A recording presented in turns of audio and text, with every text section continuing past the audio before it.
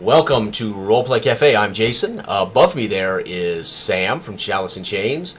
Dell over there with the looks like the Command Central headquarters here, and then below him is David from Palindrome Paladin. Palindrome. Sorry, see, I always mess it up. Perfect. Anyway, he's going to be running Dark Age of Man. This is session 2 of our shared campaigns, and it's David's first time running our game, Dark Age of Man. So this is going to be great fun. Great fun. Sure. Yeah. Take it away. Well, all right. So actually, I do have a couple of questions for our, I guess the newest character, the Chronicle, right? Yep. If my terminology is correct there. Which would be Milton, right? Yep. Milton doesn't. Yeah, whatever. Oh, is that correct? Is that correct? Am I saying that correctly? Okay. Now we having what I kind of have a good idea of how unless you want to actually, you know what? Maybe you should just go ahead and give us a quick synopsis of Milton, who I have nicknamed in my notes Lucky Milton. Yeah, and I don't even know if anybody in the world would know his real name, right? Because he would have been cast out as almost not even an infant. As seen as a monstrosity, would have been cast out, picked up by the old pagan woman who would have helped rear him until she passed away, and then who knows at what point he had to fend for himself in the wilds of Dredge. I'm not certain even he might not remember his name. He might not. Maybe she named him. I don't know. But either way, he is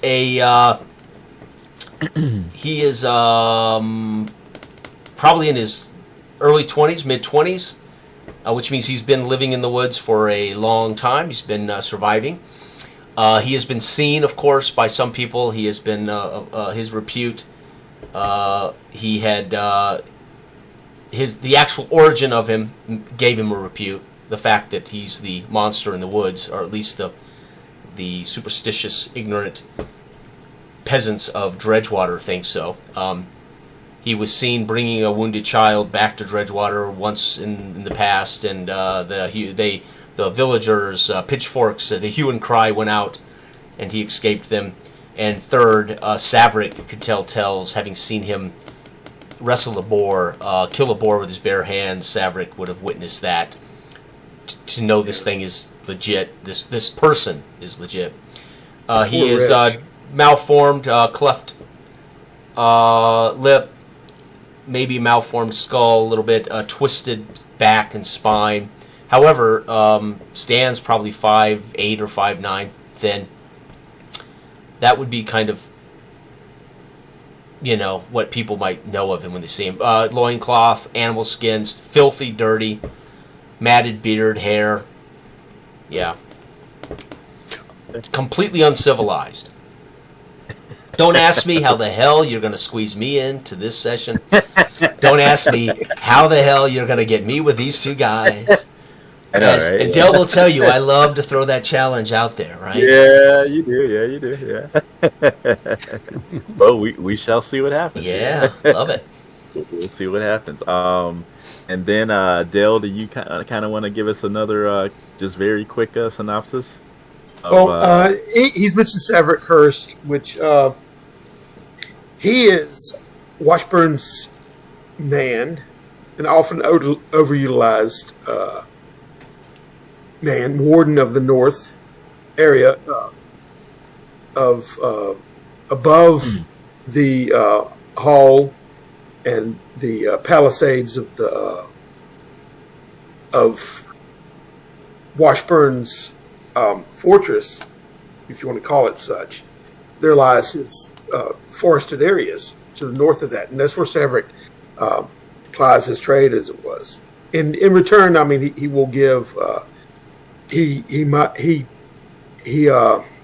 watches the forest for poachers, outlaws, and keeps them at bay, and also leads any kind of hunt that Washburn wants to go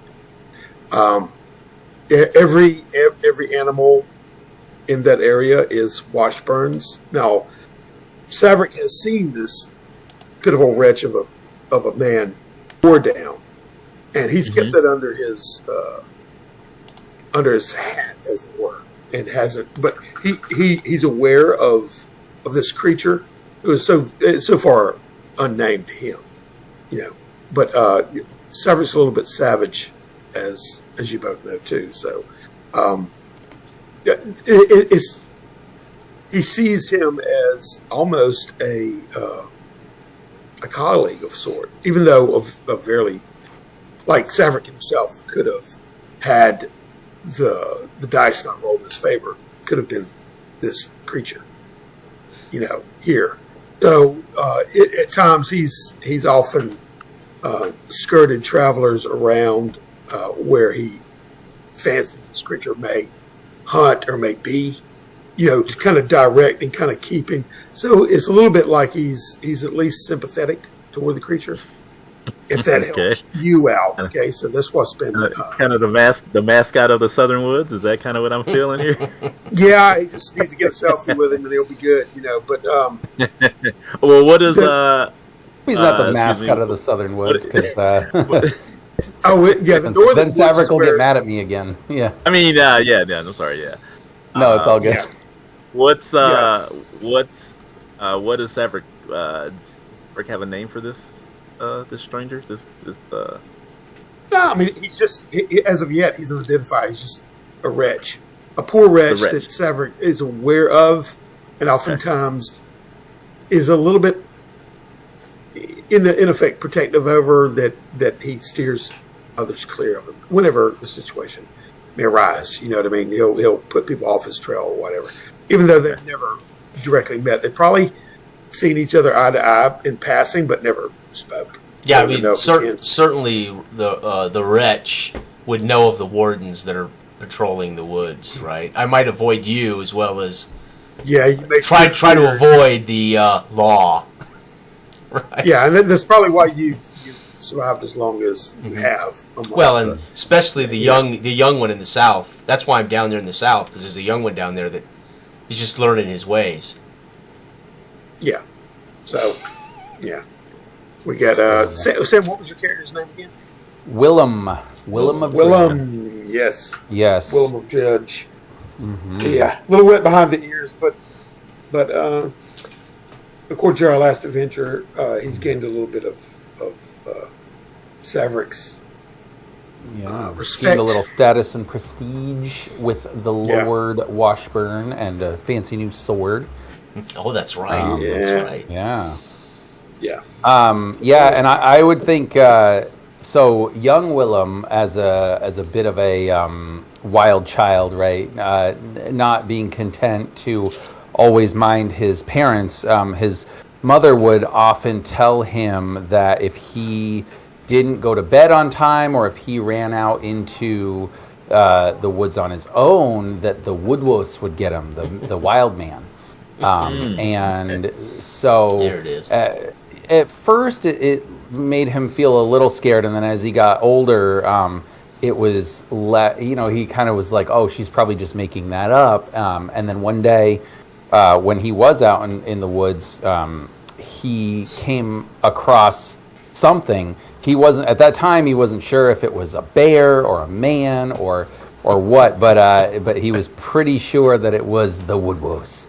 And it scared him enough that he would mind his parents for a day or two, and then, but it made him determined to face the fear of the unknown in the woods, and that was kind of partly what led him to ranging as he would, travel out more into the woods more often and get more. More comfortable with it. And so, but yes, the stories of this and the near sighting has always been something that is in the back of Willem's mind. And if you would have mentioned it, Saverick is not going to give you what he believes, but he's going to let you wallow in your own. Oh, I wouldn't have mentioned a damn thing about it. Yeah. No, because I don't want to. I wouldn't want anyone to know that. Because what if it's not real? Then I just look like an idiot. So, Gotcha. All right. Sounds good. Sounds good. All right. Wow. Okay. So, all right. Well, let me see. Let me try my my seed chart here and see what it tells me, and Nice. see if I can get you guys going. Because this is gonna be interesting, Jason. Oh, and I believe last time, Jason, you mentioned that they sent the Lord Washburn had 2 soldiers to accompany me in the southern reaches or whatever. So, and I don't know. I guess David, for your purposes, if you don't mind, I came up with the names Joff, Joff, and Harold as the names of the soldiers. What was the reason for them accompanying you? I believe it was because we discovered and thwarted the near kidnapping of the youngest daughter, and he is suspecting that there could be more trouble in the South, and so we wanted a little bit more muscle there just in case. Yeah. Yep. Bolster Willems. Yeah. And I think he also told Savrit to spend more time in the South too, to bolster the border. He did. Yeah, I think that was his nice way of saying you're not welcome at the party. Right. Yeah. Yeah. And you were all scolded not to be found in Dredgewater until the fete was over. But again, I don't know where David's going to start this, so much of it may have already. That might be over, no, right? The feat may have already happened, right? No. Oh yeah. That's actually though that's good information. So because I caught myself taking notes from the session, and you guys have a lot of other things out there, and didn't have that then. I didn't have that written down. Okay, all right. No, yeah. Okay, so let me see here. No. Oh.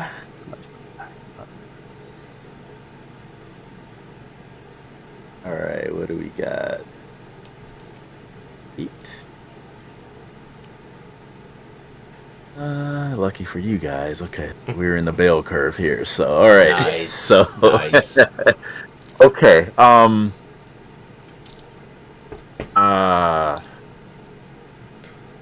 Okay. So, Sam, did Willem get the impression that Joff and Harold were under your mastery, or under Willem's mastery, or are they? To a point, yes. I think in the sort of military hierarchy, right?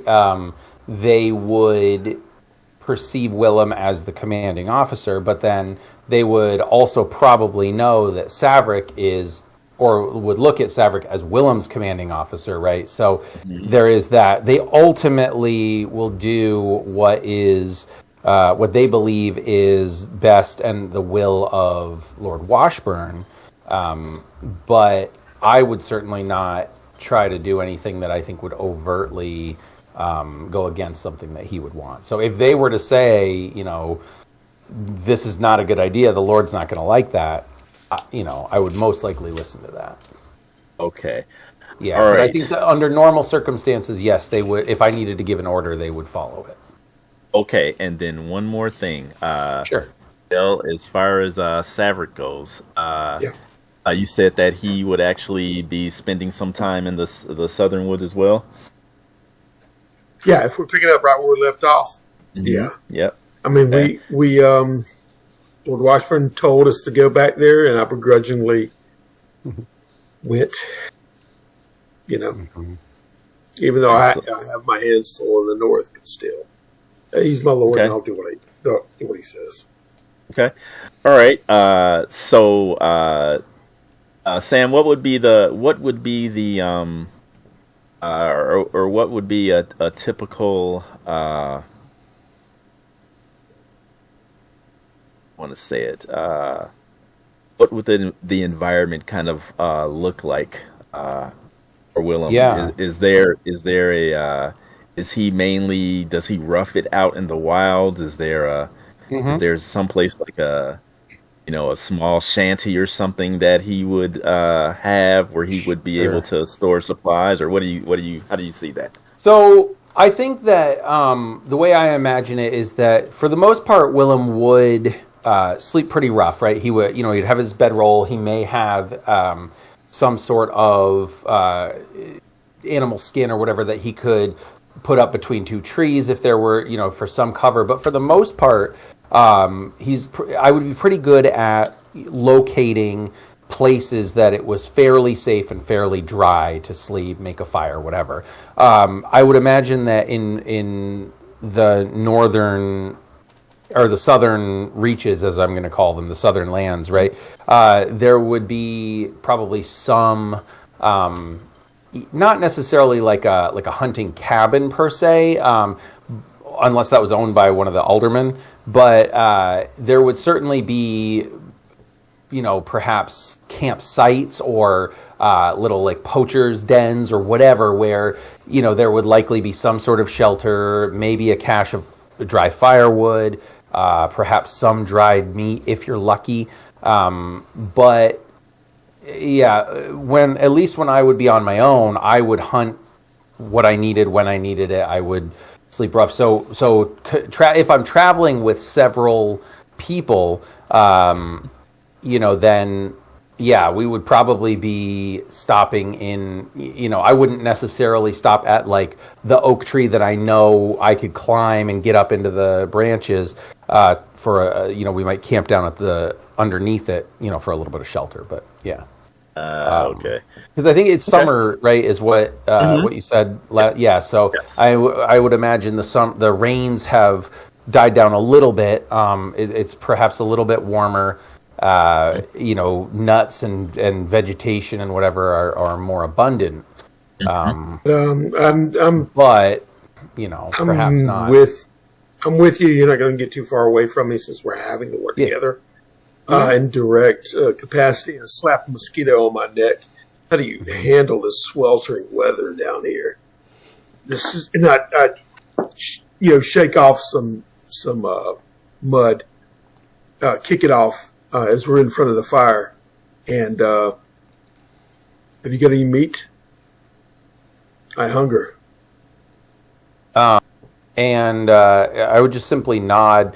And I would reach into a little pouch that I had at my belt, maybe made out of like deer skin or squirrel or something, right? I reach in and I'll pull out this little like hunk of, it's probably like rabbit meat or something that's been dried and salted. And I'll just kind of hand it over to you. I'll take my stick and punch through it as you hand it and swing it over the fire. And let it. Oh, it's already dried. I mean, you wouldn't have to cook it. It would have been, okay. Yeah, it would have been like trail rations.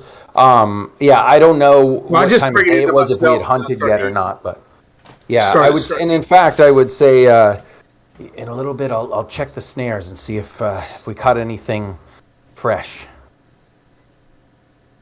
And then, but I would look back at the soldiers and I would be like, but with them stomping all around like that, I don't know. Both of you notice that both Joff and Harold more or less stick to themselves, and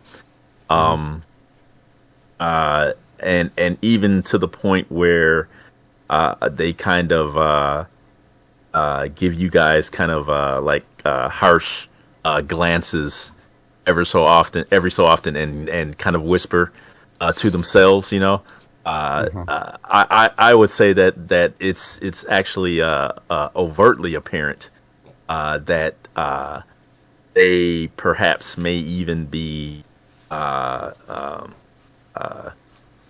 or less observing you or watching you more so than assisting you at this point. Sure. If you get my gist.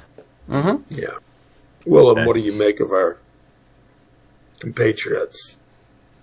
I say as a Carol. Yeah. And I mean, I would look back and I would say, fine soldiers, I guess. Although I haven't seen, we haven't had occasion to test that yet. But as woodsmen and trackers, not so good. I get the idea they're used to patrolling a rampart, not a game trail. I feel the same way. if they're going to be useful in this this mission of ours, we need to use them as best we can to stick to the roads. I would say, monitor definitely those paths. Sweating their asses off, swatting at mosquitoes, cursing. I would say, just because I'm not for sure, what would kind of like the They're standard enjoying the armament- bounty. What would the armament be for these guys? Just clothing and swords, or I don't even. Would they have swords? Do you think? I mean, I don't know. Would these be Washburn's like actual men at arms, or might these just be more like spear wielding guards kind of thing? I don't know. let's. You know what? Here, I'm gonna roll. Yeah. I'm gonna roll. Okay. I'm gonna roll. We'll decide. I couldn't remember if Jason had described it in the last session or not. I don't think so. If you got that specific about it. Okay, all right. So they are definitely more so more civil servant than than a soldier. Than a hardened soldier. Yeah. Yeah. Yes. Right. So the fact that they're, like I said, they're looking really uncomfortable and impatient and aggravated. They really are. Yeah. Yes, the grumbling is definitely apparent there. But they're enjoying the same bounty I am, as far as with the mosquitoes and whatnot. You men, come sit by the fire. I know, I say, it's summertime anyway. Have some meat. They give each other the fire. No. they give each other the eye, and Harold seems to be the dominant of the two. And he kind of gives Duff, kind of like a "come on, let's go" nod with his, head movement, and they both kind of walk over. They put their short spears down and sit cross-legged at the fire, and look around to see if there's any apparent anything to eat that's there. Okay. I break off some of my jerky and hand it to him as I'm standing up, and I go between the two. As I pass them the jerky, and I kneel down halfway and put my hands on their shoulders. Men, while we're out here, we're not going to have any trouble, are we? Trouble, sir? Trouble. Washburn commits you to us for the time being. I expect you to follow in suit and kind of do what we say. Thus, the better for it for us to complete our mission and you to get back to your... And I look him over to your dwellings. Harold looks at Joff and then looks up at you, and he says, "My lordship didn't state how long we were to be in your service." That means it's indefinite. Indefinite, but we know this area. We know what needs to be done according to our Lord's directions, and how to best do that quickly as possible and get you back home to your wives, if you have any, and your children. Harold, it's a kind of gives you kind of a snarky, sneer. Yeah. And he says, he looks at that dagger of yours that's at your side, and then looks up at you, and he says, "Master Savric, being that you're the stranger from the north, as we call you, how is it that you become his lordship's right-hand man and so trusted of him?" How is it that you question your lordship's giving me that right? That is between he and I. Is above your pay grade. You want me to see if I can swim? With prestige? I think it's clear Savric is more salty than the jerky that he's eating right now. I think Need another place. Yeah. As he's doing that, I think I would have walked around behind like a little tree near this, makeshift fire that we have, and I would pull out this like little sack, and I would come over, and I would dump it on the ground, and there would be maybe 4 or 5 apples, kind of early. They're mostly still green because it's a little too early, but still, they would be edible enough. And I would say, here, eat these. Your bellies are grumbling so loud it'll scare off the game. And then I would look over to Saverick and I would say, I'm going to go check the snares and see if I caught anything. Be back in a few. I give you a slant. You do that. We'll keep the camp here, won't we, men? And I squeeze my hands on their shoulders as I stand and use them to push up. Okay, yeah. Okay. All right, and I take the knife out, and I pick up one apple, and I'm sitting across from them, giving them the eye as I carve the apple. All right. Okay. Harold stares at you, across, if not through the fire flames, and you can see that Goff is actually watching him. And Harold, he says, forgive my impudence, but I mean no disrespect or no harm. It's just that folk in the town think of you as some sort of, if not legend, almost just a mystery of sorts, being that no one knows where you're from. You stay up there in the wilds, rarely seen or heard from. I look around as I'm peeling my apple for a second, up at the, through the canopy. Well, you're not in town. You're where I'm from now. So it would be a good mind not to be belligerent or be questioning, but to keep on task. And maybe we'll come through this, all of us come through it alive. So, indirectly not answering them, you know what I mean? Yeah. Anyway, I peel it and take a bite into it. Okay. He shrugs, nodding. And you hear him. It's almost as if he's speaking under his breath, but not really, Yeah. You hear him say, one never knows what acquaintances and loyalties a man would keep being a stranger in the north like that by themselves all this time. Very strange times. Yeah. I mean, I let it pass, and then I crunch into the apple again, and take my bone knife and kind of point to them, like, eat up, keep your strength. Okay. For tomorrow we ride.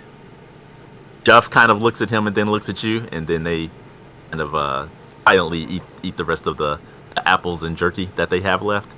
While they're, you guys hear the fire pop and crackle, and we'll go to young Willem. As you're checking snares, right? Yes. Okay. Yep. Well, yeah, my goal would be threefold, right? 1, to check the snares to see if, I caught any game. 2, I would be looking for any kind of, footprints or hoof prints or whatever that might indicate more of, I think it was Valdemar Mort's men, right? Was that who the bandit was working for? Yeah. Mort's men. And third, and probably most importantly, to get away from Saverick's demeanor, because, I fed him more salt and I realized, it says right here on page, but let's look so I'd be looking for the signs of of game. I'm jealous, guys. I'm jealous. It's like the Muppets. They're so nice. I like them. As Willem, you're not trying to be overly cautious in any way. Are you just kind of casually checking, or no? Well, I mean, I don't know. That's hard. Yes, I would be being cautious because I would think as a ranger that would always be my way, especially knowing that there had, recently we had encountered these men. So I would be cautious, but I wouldn't be going out of my way to, say, remain hidden at all times or whatever. Okay. Yeah. Okay. All right. You as you're kneeling down to check, let's say that maybe there's a broken sapling that looks suspicious, and you're checking it to maybe see if it's you're assuming it's probably from game, maybe some deer traveling through this way. You easily notice that you see footprints that have trampled the grasses and disturbed maybe some of the undergrowth here. Okay. I would say probably that this is strange to you, being that the nearest, I guess maybe like road of sorts is probably, I don't know, maybe a good mile away. Let's say roughly, Sure. just throwing it out there. And I don't know if you want me to roll or anything, but I would like to try to ascertain perhaps what kind of footwear made the print. Wow. If it's a nice leather boot, or if it's more of a skin moccasin kind of thing, right? Is it a peasant? Is it a soldier? That kind of thing. Difficulty value. I like it. Okay, so here we go. I would say that's going to be kind of tough, because of the time of day that it is, and you're really, So I would say I'll say, being that this is the first game I'm running, give me a 9. Nice. Okay. Target. And shall I roll mind or luck? Does it matter? They're both the same, so I guess it doesn't I would say matter for me. mind. Mine makes sense. Well, I would say that You're using your skills as a ranger. Skill. Yeah. I do not. I feel like it's probably the prints are old enough, or maybe concealed enough that I can't quite make it out because I rolled a 6. Okay, that's I got a 6. The grasses, are okay. That's fine. Okay, Yeah. The grasses are kind of, it's hard to tell. There's no definite soft soil or loam here to capture the print, to give you that information. But you definitely know it is a footprint for sure. Human footprint. And yes, and I will. You rolled a 6. Okay, so I will say that with that 6, that you definitely know it is a human footprint. And then that there are multiples. I will give you that. Multiple humans, or the human has multiple feet? No, No, just kidding. Multiple humans. Yes. Yeah, that's fine. Wouldn't you like to know, Willem? Well, I mean, It might be a human with multiple legs. Are we going? We're going there already. If there is a single foot and a peg leg, that might be important information. I'm just saying. So I think probably Is it at that 40 point, men or would, 50 men? Yeah. Does that man have 3 legs? No. I would kind of ease the new sword that I got in my scabbard just a little bit, and at this point I would be kind of full stealth, not stealth mode, but very observant. I'd be looking around, and certainly if nothing immediate stands out, then my intention would be then to go ahead and try to, as quickly as I can, check the rest of the snares that are close by, but report back to Savric and let him know what I found. So that would be the intention anyway. Yeah. Okay. So as you look up from the print to glance, take your surroundings in, you see off in the near distance, you actually do see. It looks like a glimpse of perhaps a torch or two that are being carried. Oh, no. Okay. Well, then, in that case, I will have to investigate that at least a little bit to see if I can ascertain perhaps how many torch bearers there might be. So I don't want to go too far because it's, my intention is if we have fighting men to utilize them if necessary. But I would try to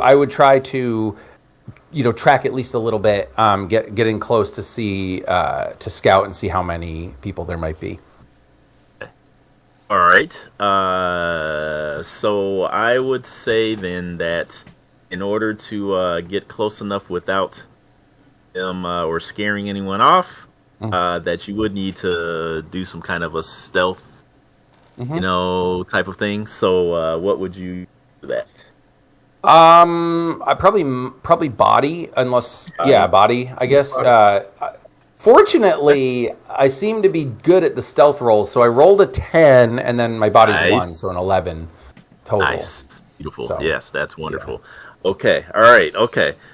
So you quickly creep forward, catching up, and as you get closer, you see that there is a snaking line, I guess that's a good way to describe it, of like about 5 figures. The foremost and the rear, each holding a torch up high,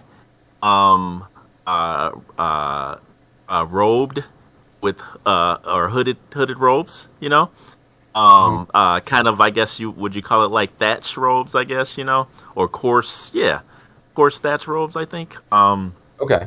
Nondescript. And you hear the low tone of chanting coming from them as they walk. Okay. So I imagine that from time to time I would have encountered perhaps pilgrims going on journeys, or even perhaps heard the chanting of the priests and the monks in town when I was there. Does it sound similar to that? Oh. No. Oh. Ooh. In fact, you can give me a well, you know what? You don't have to roll for this. It's okay. not. They're not hiding it. You definitely. You know what? You may not recognize the language that they're using, actually, because you are not a man of. You're not considered a learned person. Yes. So. Perhaps. I mean, I do have a mind of 1, and I did learn my letters, so I do know how to write and read. But yes, languages maybe not. However, if let's see, so mind roll. So I did roll an 8. I don't know. Did roll an 8? What that gets me. Yeah. Let's see. I will give you this then. You can make out what sounds to your ears as something that sounds like Odin. Oh boy. Okay. Odin or Woden. Okay. You hear that? Boy. You hear that phrase or that term being repeated throughout their litany. Sure. Okay. And so I think that for a moment, I would kind of flash back to a memory of when I was young, maybe 6, maybe 5 or 6 years old, and my mother and I, walking through, this little like game path out to. There was this like circle that was made in a clearing, and there was a fire, and there were these figures there, and they were either would be painted or they would have blood on them, and they were performing some sort of. I thought at the time it might have been a dance, but it was a little bit scary the way they spoke, and she seemed to be taking part in this ritual. But then at some and so I was kind of sitting and watching, and at some point I remember they brought like a goat or a sheep or something, and they killed it. They slit its throat, and then they were they had the blood that would go into this bowl, and they were drinking it, and it was really gross. And at one point, and I was getting pretty scared at this. But I do remember hearing words like, Odin and Frey and some of the words that I now recognize as the gods or the deities of the Danes. And I didn't get to witness the whole ritual because at one point my father actually came before he died. Because I was still young, he came and found me and saw what my mother was doing, and he got me out of there, brought me back to our hovel. Basically was like, speak nothing of this. I'll talk to your mother. Don't say anything about what you saw here. And we never really spoke about it again, but it's giving me sort of flashbacks of that, whether it's accurate or not. That's what I'm getting. And so I think at this point, would I be able to tell, like, is there a landmark nearby or something that would give me a clue as to where they might be going? The closest thing that that's here or near be a logging camp of sorts. Okay. All right. So I think at this point, I'm not going to risk any further potential contact with them, and I will make it my way as quickly as I can while still being quiet back to the camp to let Saverick and the men know what's going on. Okay. All right. Willem, where have you been? And so as I come back, you'll notice, a lack of like any game or whatever. And I would say, wow, something quite interesting, unexpected perhaps. I came across. I didn't get a chance to search them, unfortunately. See, I was going out there and I saw torches, and then followed a little bit, and I heard chanting. There were 5 robed, hooded figures, and I distinctly heard the word Wodin or Yodin. I'm up on my haunches now, standing up, and toss the apple and slide my bone knife. Yeah. Tell me which way. They were heading towards the old logging camp, but several leagues from here. I could guide us there. I know it well. Yes, you know this area better than I would say. And I glance over to the 2 men. Come and stay light of foot. Don't let your weapons clamber around.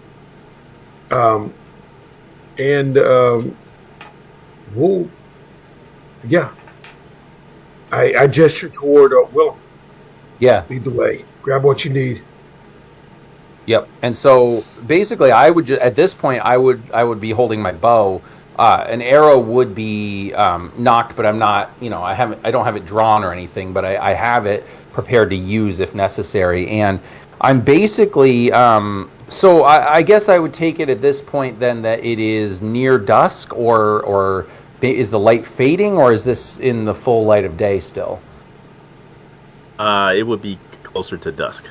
Okay, gotcha. Yeah. So I guess as the light's starting to fade, and maybe the trees are, because it's full summer, right? The foliage is dense, so it's a little bit harder to see, like, moonlight or starlight or whatever. And so I'm really relying on my knowledge of the land and the surroundings to guide us as quickly as I can towards the logging camp. But I don't necessarily want to get onto that little like logging road or path or whatever until absolutely necessary, in case there's anybody else that might be there.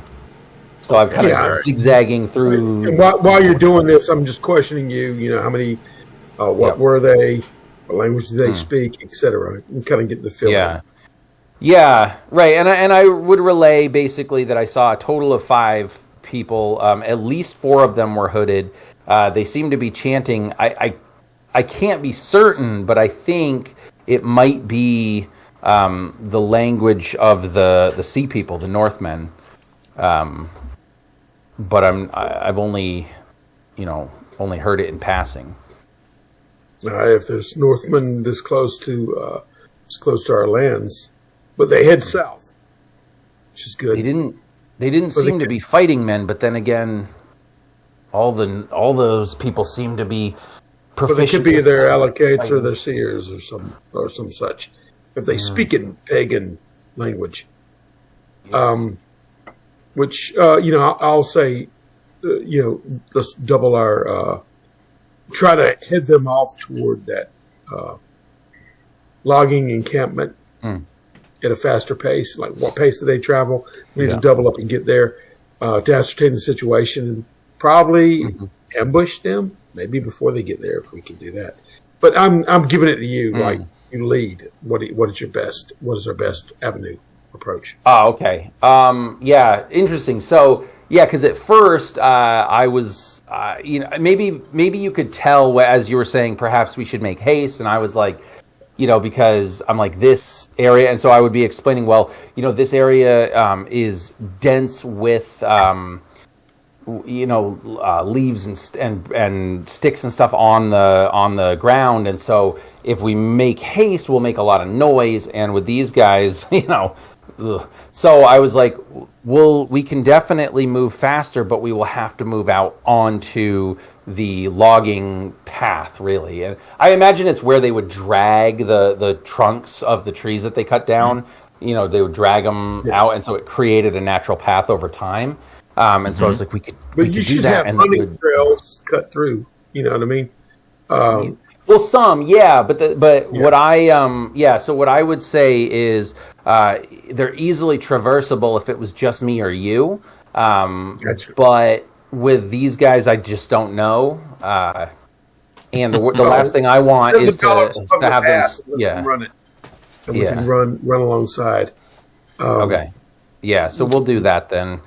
And a couple of times I might have to divert because I know that there would be like a little spot where deer would commonly sleep, and I don't want them to like jump up and whatever. So a couple of times I'll be like, yeah, we have to divert here. But yeah, I would think eventually we will get fairly close. I would hope. Okay, I make movements toward the two men. Keep quiet, keep on the path, call to us if there's danger, but imminent danger, not anything that you can't handle on your own, on the way. In what we track, I give them that info, you know what I mean? Anyway.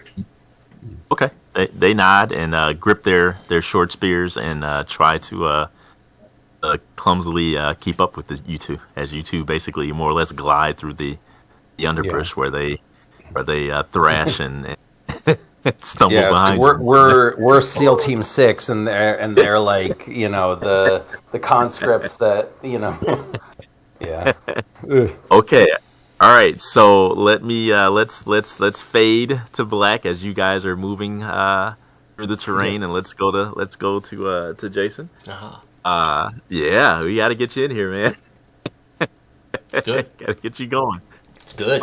It's pretty intense. So cool. Okay, if I'm doing a good job, great. Oh, okay, yeah, good. Oh, definitely. Yeah, Dane's in the screw with. All right. Okay. So let's see. So Jason, what? This is kind of interesting here. What would you say? Obviously, we get the idea that Melton does have, or the I guess as he's called, the wretch does have some quote unquote good tendencies, or at least if not good, then humane tendencies maybe. So what would you say? Not necessarily his reason for being or his purposes. Is he just surviving day to day? Does he have any curiosity of the goings on of different areas around him? What would you? Yeah, I would say Melton over the last few days is a migratory animal in that he doesn't stay anywhere long. He's always on the move. So a little bit angst-ridden as I have spent the last few days in the South, and there's a lot of activity. Mort's men, the men in black and gold, are doing much, in the encroaching into the South. I would have mudded myself up completely, spent much of my time sleeping during the day, hidden in the mud and muck, traveling at night, trying to avoid all of this commotion. I want to be where there's not people. But I would have seen Savric, the two soldiers, and the boy, and out of curiosity, I would have followed them the last couple of days, and I would have been watching all of this from the woods. I would have listened to some of their conversations out of curiosity, as I've seen Savric around. I've only been in the South. I moved to the South to get away from Savric. I come down here and there's nothing but trouble. So nothing but Savric. Right. Now there's Savric. What is he doing here? Now there's right? Savric, yeah. So I literally would have been crouched, again, covered in mud. It would have been very difficult to smell or to see. And I've been watching all of this activity, listening. So I would have followed, crouching along, barefoot, animal skins. Oh, wow. Okay. I am not close on their heels, but wondering where they're going, what they're about now. What? Just out of curiosity, what would you say Melton's relationship is with? I call her Hadra, who would I guess be his patron, or if not his mother of sorts, or his watcher. Or... Yeah, the only other human being that he's ever had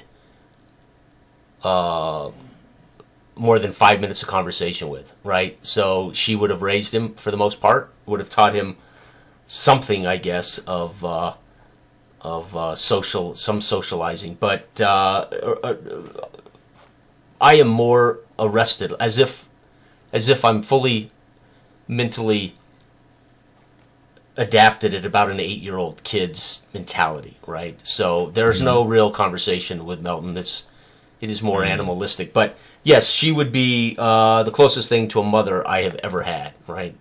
Yeah, for sure. Does Milton have any outstanding memories of his time with her at all? Does anything stand out that he can think? Yeah, I mean, there would be things that might come up in visions. I imagine she was dead by the time I was 8 or 10. That's why I arrested development of my faculties. So at 24 or so, 16 years, vague recollections of important emotional things, right? Like the being cursed for trying to eat the wrong mushrooms. Those kind of emotional moments where I would be scolded or I would be taught what to do and how to survive, etc. But aside from that, not a lot. Okay, all right. I wouldn't have known her from a Christian, from a pagan. I wouldn't even understand those cultural concepts. Those constructs are completely foreign to me. I just know that there's the village and the people who hate me and have chased me away, despise me. That's about all I know, right? Okay, all right. So you have since you've been in the southern forest or woods, you have made note of the, what did you call them, the men in black and gold, I think is what you said. Yeah. Yep. You've made note of that. You've also seen you made note of the fact that there are many people that have been heading towards the larger town or larger village, as you may call it, with some of them or many of them wearing more brightly colored clothing, many more children congregating than you've seen before, so that something is happening there. Something's going on there. And you've noticed also a lot more of the military men, the men in the armor and with weapons and large horses and things of that nature. Everything. It's almost in the air. You can kind of sense it. Yeah, it's getting crowded, which is Yeah. completely unnerving. Yeah, right. yeah. I want to be where there's not people, right? Yeah, so you moving southerly was actually probably a breath of literally fresh air, Right, for you, right. to do. But yes, all of that behind you have noticed. But like I said, since you have been in the southern woods, you still have noticed that there is some activity here. Have noticed the deer and the elk. Mm-hmm. The probably moose. You have seen the flourishing of the summer wildlife, Mm-hmm. and how things seem much more relaxed, and the rhythm of nature Mm-hmm. is much more defined here than it is closer to where all the people are. Mm-hmm. There's a flow of things here that seems to go along, with the sun and the moon and the stars, Mm-hmm. and Mm-hmm. the day. Okay, if that Yeah. makes sense. Oh yeah. Oh yeah. So To Melton it does. hmm So, being that you did stumble upon this Saverick gentleman, you've seen that in his true fashion, he struts around and points a lot and basically barks a lot at everyone. Right. Uh, Right. Yes. it Clearly is- something it is- intriguing about his demeanor. yes, Yeah. An air of confidence about this yes, Yes. person who's not. I imagine that those I have seen, poachers, don't have that kind of confidence, right? Poachers who are in the woods that I might have spotted in my, from hiding, I would have seen very nervous men doing something they knew would cost them their lives. Saverick Saverick does not have that air about him when he's in the woods. No, not at all. No, the exact Right. So opposite. there would have He been is- something he is- about him that, again, I would have followed. What is he doing with these other strange dressed people and this other boy? Yes. So yes, yeah. a man definitely in his element. And you notice that the two spear wielders are dressed very similarly. Mm-hmm. With I would say they probably have maybe short talberts. Okay. We may as well say with the Dredgetown Yeah. symbol. Yeah, and this would make me feather- nervous because my experience with the people of Dredgetown has been to hunt me, and so I would definitely be curious why Saverick, Saverick appears to have some control over these two men, which might be another reason I'm very drawn, because these are people who have run me off and have threatened my life, and right. Mm-hmm. Okay. All right. So, all that being said, we shoot forward in time a little bit, and you just out of the range of the light from the fire, as maybe you eat a handful of something that you've acquired. That's Fresh edible berries, to they're you. everywhere. fresh berries. Okay. All right. Good enough. Yeah. You saw Saverick have word with these two gentlemen, and the young boy approached, and he and Saverick moved away briefly to talk together. And when they did, notice that the two men also began to have a conversation. Okay? And what I want you to do is I want you to give me a mind roll here. Okay. And I want you need a 7. 7? Okay. Your difficulty. Uh-huh. So that would be somewhat confusing for me, as I have rolled a 6 and no modifiers. I have no mind, so to speak. Okay. Yeah. Okay. You get the gist. They remind you of the poachers in their mannerisms Nervous. and their tone. Yep. And their speaking and their eyes darting around. Mm-hmm.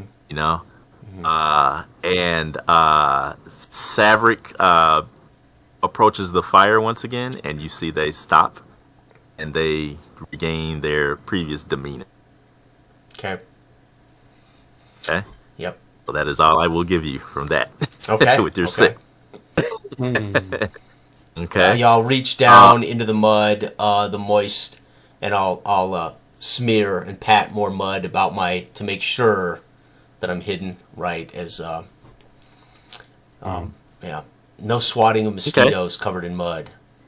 Right. And one other thing of note that I will give you before we continue is that also in your not necessarily meanderings, but you probably just kind of move around, taking in your surroundings, the lay of the land, that type of thing. Mm-hmm.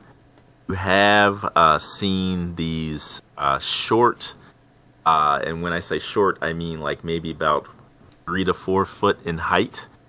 For lack of a better word, well, they are wooden structures, carven, with various reliefs carven into the wood.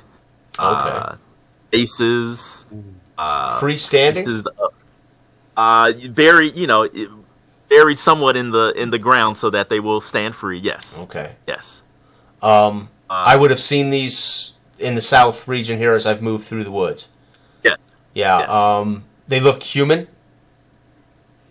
Distorted, but yes. So yeah, that's interesting. And also what's the word I want? Entwined or embracing these faces are also more animalistic. Yeah, I might have, upon inspecting these as I find them, I might have been tempted to deface them or push them down into the mud and muck, as they would have seemed a little bit unnatural to me. Yeah. Okay. I've seen wolf, okay. I've seen deer, I've seen boar, I've seen, man, but I've never seen something like this unnatural. Okay. All right. Fair enough. All right. So the few that you've encountered, with a little effort, you are able to basically upend them and push them into the, onto the ground. And whether you conceal them or, leave them where they lay is up to you. But yeah, I would just maybe with my bare feet smash them into the mud. I wouldn't try to hide them, but remove them from their prominent position overlooking Understood. the woods. Right. All right. Okay. So the group of men, you see that the two rangers converse, and you see the young one point towards the southeast, and or rather southwest. I'm sorry, and they put the fire out, and in a hurry, they begin to travel to as a group. Okay. I will make sure they clear the area, and then I will, knowing, out of the corner of my eye, reconnoiter where they're headed roughly, but I will stop around the fire looking for anything they might have left, food they might have left, etc. I would help myself to that, eating it. If they left a spear or anything, I will be examining that, and then I will quickly get back in eyesight of them so I don't lose them. Okay, rules question here. A luck roll. Yes, sir. Is it still based upon a target number, or? Oh yeah, no luck. So luck normally, literally, would be luck, or it'll be when I do something. When somebody does something they have no skill for, luck is a good fallback, or luck is quite literally fate. So yes, but it is an attribute. So it's treated like there's only one rule in the game: roll the dice to beat a DV, and you're going to add one of those attributes to it depending on what the situation. So yes, for example, so there's like no different rule. Yeah. If you were hoping, if you were going to call in a luck check to see if perhaps they did leave, say, a spear behind or whatever, what you could do is you could use the DV of the NPC that you have as kind of the base, and then if you feel like there's any modifiers that make sense, you can then add that. Right. But That's a good tip. Yeah, Yep. I like Yep. that. Your DV can be based on the actual creatures, or it can be based on the circumstances, situation. Yep. Ooh, I like that. Okay. So then give me a DV of 6 then. Okay, and +3 luck. Oh, 12. Actually a critical, so I rolled a 12, Oh, so critical okay. success, so Okay. 15 total. All right. Yeesh. Okay, let's see. Yeah. Wow, They this is buried a interesting full because armory. yeah, right. First, okay. I am Okay. lucky. I'm lucky. I'm the lucky wretch, Lucky Melton. You are. Yeah, you are. It's true. You are. As you approach the fire, or the ashes of the fire, I should say, you see that thrust in the ashes is a small container of some sort. A container, you said? I'm sorry. Yes. Yeah. Yes, a container of some with sort. my with the end of my cudgel, I will kind of bat it out, kick it around in the mud where I can cool it off, and then I will reach down gingerly and pick it up. Okay. You see that it is a small, I guess like what would be a common metal that wouldn't be too expensive. That Well, could be Yeah, silver, or lead, tin. lead or tin. Okay, Yeah, all right. yeah. Okay, so a Tin, tin, probably. Tin would be most Yeah, prevalent. a tin tube of sorts around the size of like just one of our standard like smaller water bottles here, like Okay. that size, or So, maybe a little small, maybe like an eyeglass case, maybe around like Okay. that size. So I'll shake it, Yeah. and I'll And you twist hear on there's it. something inside. There's something inside. Yes. Knowing that they're moving away through the woods, I will kind of inspect it as I move, as I stumble through the woods, following them. Right, but I'm twisting it, bending it, trying to, and I'm shaking this thing. But oh yeah. if it's loud, if it like ting ting ting, I'm gonna be careful, right? Not to No. no. There's no. It's nothing. It doesn't sound like there's anything metal. It's some other object inside, and it's not hard to figure out. Okay. As you basically can twist more or less the lid off or the cap off. Okay. And you see that there's actually a tightly wound or tightly rolled a note inside, basically. Okay, I'll smell it, and I'll stick my finger in and maybe pull on it. Yep. I might taste at it. Oh boy. Okay. And then He's buy it a drink first. yeah, not. Come on. right? And then at some point, is it shiny? I mean, is it attractive? It's obviously now a little scorched from sitting in the flames. Is that right? Well, no, it was in a tin case, so it was Okay. pretty fairly protected underneath. Yeah, I'm not certain that that I would keep it if I can't eat it. You don't do the letters. Yeah, you don't do the letters. So No, I've to never you, even it's just seen parchment. Yeah.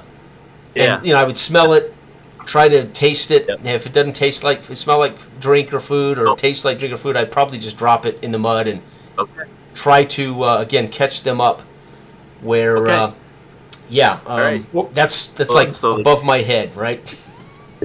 Okay, so we see the case is dropped, and we, as you hustle off into the distance, we see it lying there in the loam underfoot, Right. and we see see The that audience there are, sees. Latin, right? The audience sees that there's Latin lettering on that note. Okay, all right. Okay. All right. So, okay. So, Sam, young Willem, as he is trying to basically intercept this group of travelers, you see that, I guess, looping around them and trying to get in front of them, off to your left, you see what appears to be a glimpse of the torchlight in the trees, like I said, to your left. Oh, so like in the same direction that I would expect them to be, or is this okay? Okay, gotcha. Yep. And so you guys I would said kind you wanted of to intercept, not yes come from behind. Yep, But yep. okay, cut them off. Yes, is what I exactly. thought I Yeah. said. No, I was trying to make sure it wasn't like another set of torchlights somewhere. I was like, oh god. No. Yeah, we're not That's where being you flanked. Okay. So yeah, I would basically kind of like motion in, with a hand gesture that would indicate, that there is something over there, and kind of like get down, be quiet, and then I would go into like a low crouch, and I would knock an arrow and pull it, but I would be moving towards the, right towards that light source. Okay, when you're doing that, I'm holding you off the ridge. Now, earlier I told the other two to go off onto the main logging road and just follow up behind. That was to pinion them so we could intercept. And if they turn around to run, they would run into, with directions. That kind of mindset. So when you're knocking an arrow and pulling it back, and I look at you and now giving you a signal, that I'll slink out and step out into the road, which you cover me. Yeah. So I'll slink out into the road as they're approaching, but you cover that. And the other two are coming up from behind on that same road. Yeah, hopefully. All right. Yeah, hopefully. Yeah. Yeah, hopefully. Yeah. Pretty easy direction. Yeah. But anyway, when I slip and slide down the scree and into the roadway, I'll stand there and wait for their approach. And I won't have a weapon, brandishing a weapon or anything. Oh, you will not. Okay. And as I'm following them, if the boy breaks off or Saverick breaks off, I would be tempted to parallel Saverick, as he's the one I'm most curious about, right? Dang groupie. So if they kind of break away, I would follow. Yeah. I would more towards Saverick, right? Well, and so I would be laser focused on Saverick, kind of because it seems like he's trying to create this diversion. So I don't want him, I don't want him to be ambushed or whatever. So I don't know if, because I'm actively looking for threats in and around Saverick, if that would give me a chance to spot Jason's character or not. Perhaps not. I don't know. What was his name? Melton. Brett. Melton. Thank you. Might be the name the pagan witch gave me. Well, I will. I think he's. Or you know him as Boogeyman. Yeah. Woodwoes. Yeah. Woodwoes. But anyway. Okay. Well. I don't know if he's actively being stealthy or not. I would. Yeah, say I'm yes. covered in mud, so I can't. Yeah. So I blend in well. Yeah. However, it doesn't mean I would necessarily be unseeable. That's Right. for sure. Yeah. Right. So I am tall and say, lanky, but I'm twisted and deformed. You might not see those details from distance. So I don't know. In this case, Jason? Would the rules call for opposed rolls? Like, sure, it could. You would roll maybe body, and I would roll mind. I suppose to see. Sure. Because I'm trying to spot you. Yeah. Sure. I don't know. That might be fun. If you want to do that, David. I don't know. See it. That's fine. Most Jason likely, with your mud. Yeah. So basically, I would roll. Yeah, I would roll and probably modify by like mud, +1 mud. Yeah. And that would set his DV. That would set the DV he has to be. Exactly. I was going to give you a mud, and also because of the time of day, it's past dusk now. Oh, so nice. Okay. I would have given you a +2. Okay. Okay. So I'm basically rolling +2 to this D, and this would set his DV to see me, right? Mm-hmm. That makes sense. Yes. Okay. Yes. You are determining the target number for him. Okay. So 8 + 2, 10. Okay. So there you go. Okay.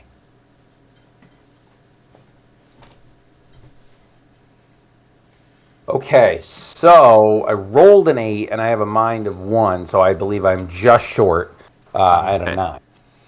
Yeah, you might have seen something, but because of my the way I interpret this stuff. Yeah, as you were laser focused, as young Willem was laser focused on the Northern Guardian here. You think you may have seen some peripheral movement, but as you kind of just briefly give your attention that way, you don't see anything. So you're kind of like, I don't know. Could have been here, could have been, I think that I'm definitely nervous at this point, worrying that there might be an ambush. So what I might try to do is, as stealthily as possible, like make my way over to that direction, so that if I imagine it would be like if Saverick was here, I might have been over here, right, kind of across, and then perhaps Melton was like over here somewhere behind him, and so what I might do is try to like loop around.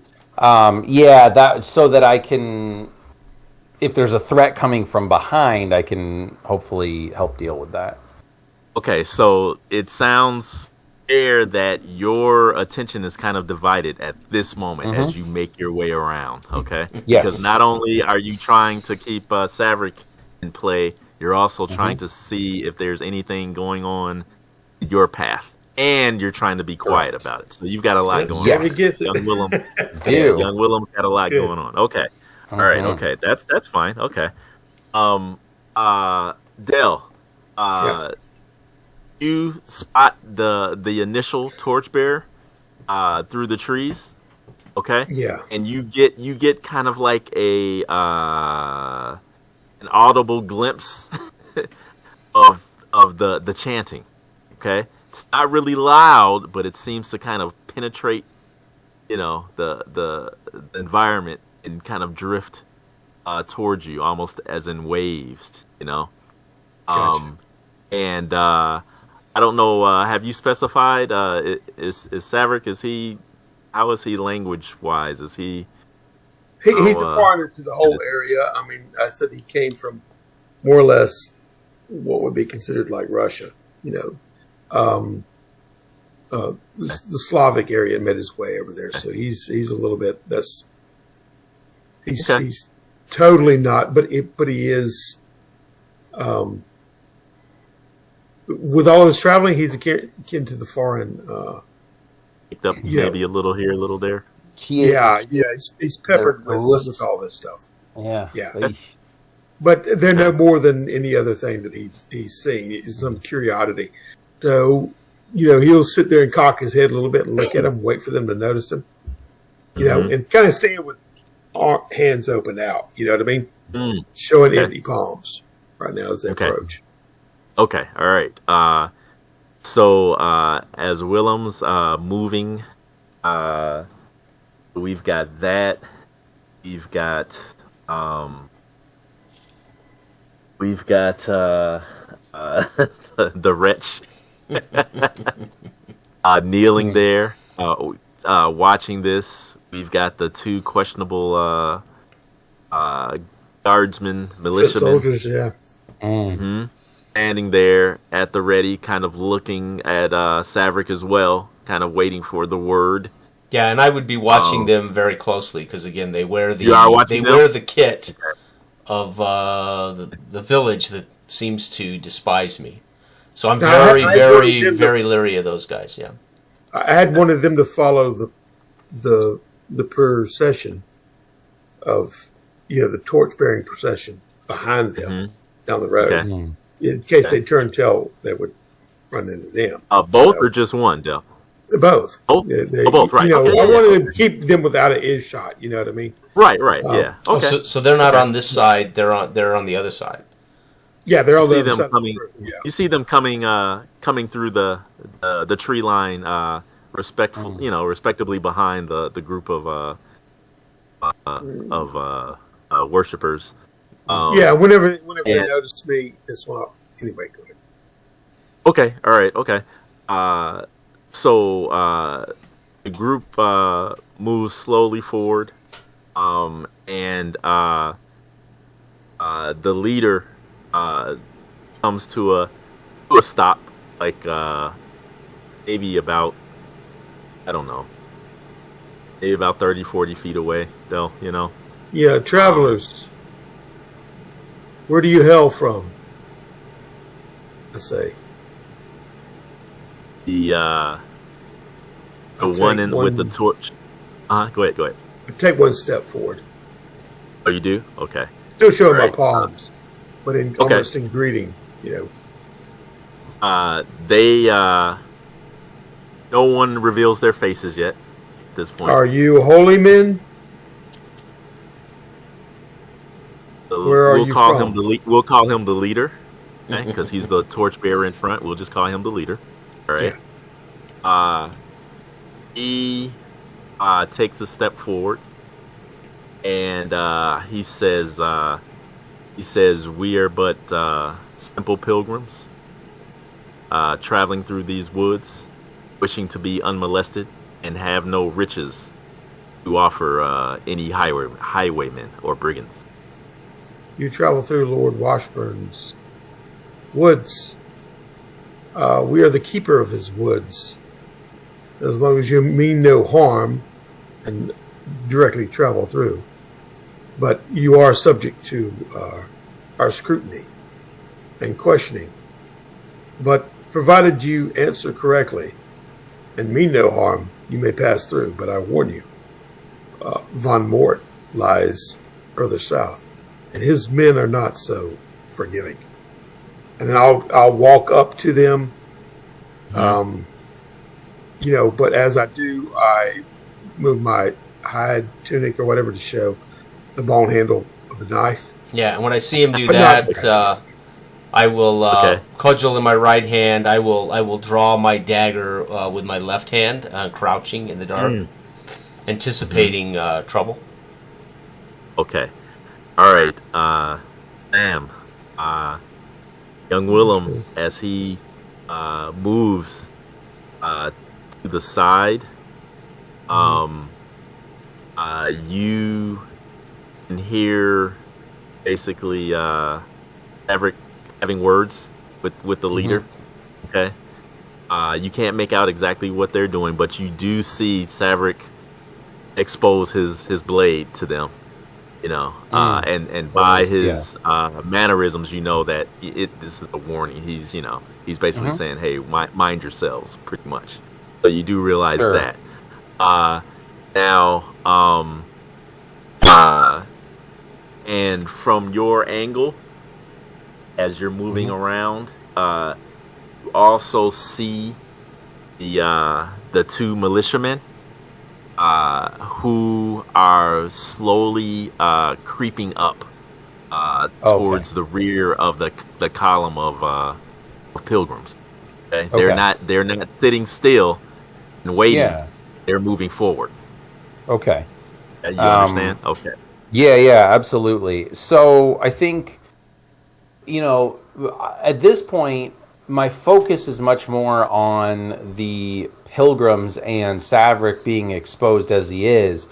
And so I would imagine that any perceived threat that I was trying to pursue was probably just, an animal or a bird or something. I probably made more of it than it was. So at this point, I think I would probably stop if I have a good vantage of Saverick with my bow trained on the leader of this pack, looking for any sign of danger. But I would remain hidden as best I could. Okay.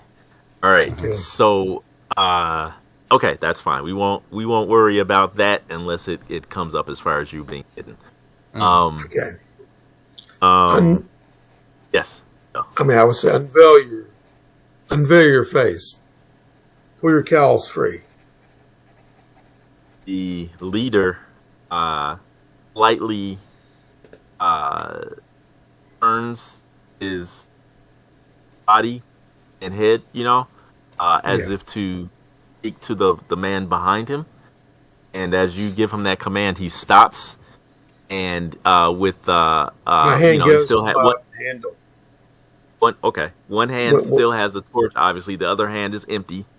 He shows you his empty hand and says, "We take nothing from these lands. No hunt. We are not poachers. We are not bandits. We are merely pilgrims." Pilgrims on the road to where?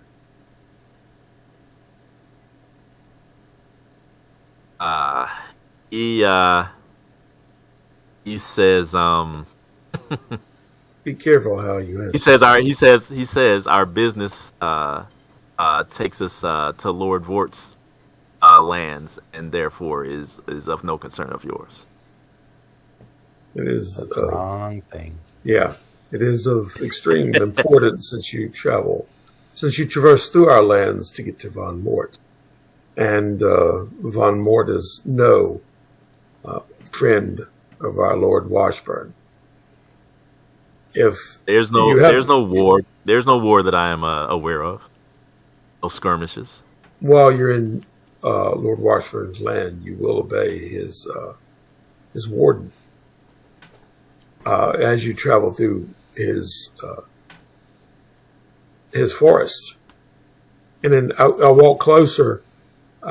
Mind yourselves now. Let me remove your clothes. Let me see your garb. Give me. Are you armored? Give me a mind.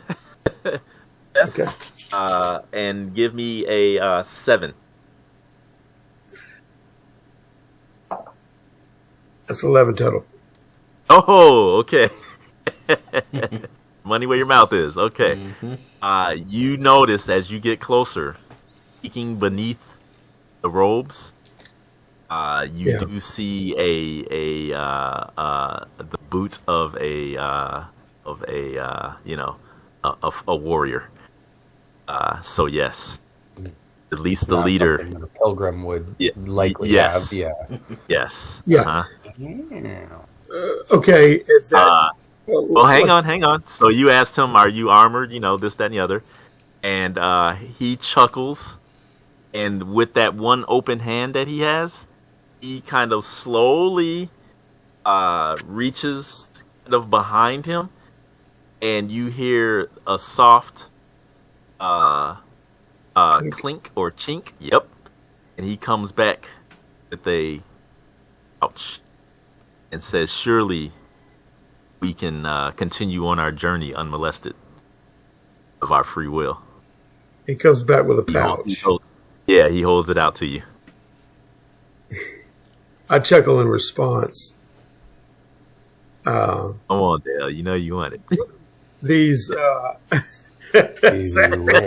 does not care. Go back to Russia. No way, Russia sucks. That's why he came here. He owes the pouch out, right? Good farmlands, yeah. Yes, he does. Yep, he sure does. For your impotence, with no reservation. For your impotence, I shall, along with you, take this Lord Washburn with with my thanks. And the pouch that he's giving, and I'll pull my bone handle knife and walk up to him and motion and whistle for the 2 guards to hurry up the rear. Guards surround the procession. As I say, I've got the bone handle knife pointed at him as he's extended with the with the coin purse. Okay. Wow. Okay. All right. Whoa. So, you get a reaction of the men. They kind of break out of their line, that they were in, as kind of like being very confused, and like, whoa, this is really happening, kind of looking around as you give the order, expecting to be surrounded by probably men-at-arms or knights, and these 2 militiamen come walking up with their spears thrust before them, not looking very sure of themselves at all, just to let you know, One realizes he's holding his spear backwards and flips it around. Right. And on either side of these guys, they kind of move in, looking at you for instruction, looking very nervous. Hold your ground, man. You others, and I point toward the other 3. Well, say you follow this man here, and I gesture toward the leader. Okay. Just extending the pouch. As you say that, the leader, the pouch disappears. The leader, or did you take it, Dell? I can't remember. No. Well, You didn't take it, did you? Okay, he just held it out. He held it out. Yeah, but I'll. Okay, I wasn't sure. I did say I'll take it along with you back to Lord Washburn. That's why I wasn't sure. Okay, so the pouch disappears then. Okay, within the folds of the robe, and then the other figures look towards the leader, and he pulls his hood back. Okay, and you see a man of with strong features, probably in his late 30s, let's say. Shoulder length, cropped black, straight, dark hair. And you see that his nose is prominently bent, as if it was broken and never set quite correctly. Gotcha. Not an unhandsome guy, but just very distinct looking. Clear gray eyes that you can see, and he specifically looks at our man Harold, and he says, think well which side you are truly on, armsman. Don't and he do kind it, of Harold. he kind of looks him up and down, like, who are you? And he says, you will not live to see another sunrise if you take another step forward. And then he looks back towards you, Bill. Yes. Okay. The other three, whenever I gesture toward them and question them about following this man, I'm giving them an opportunity to divorce themselves from his offer to a lawman, essentially, of money to turn the other cheek. Right? So you see their hoods come down, and they've got what would they be considered, padded? Is it gamison or? Gotcha. Yeah, is that right? Okay, yeah, yeah. And you see that they are all, roughly young men. 20s, I'm assuming roughly. they're horsemen too. The way that they've got, Yes. That's why I'll sneer. You see. We have spies in our midst, and I'll say it loud enough and raise my arm toward for the release of the bow. Well, who am I shooting at this point?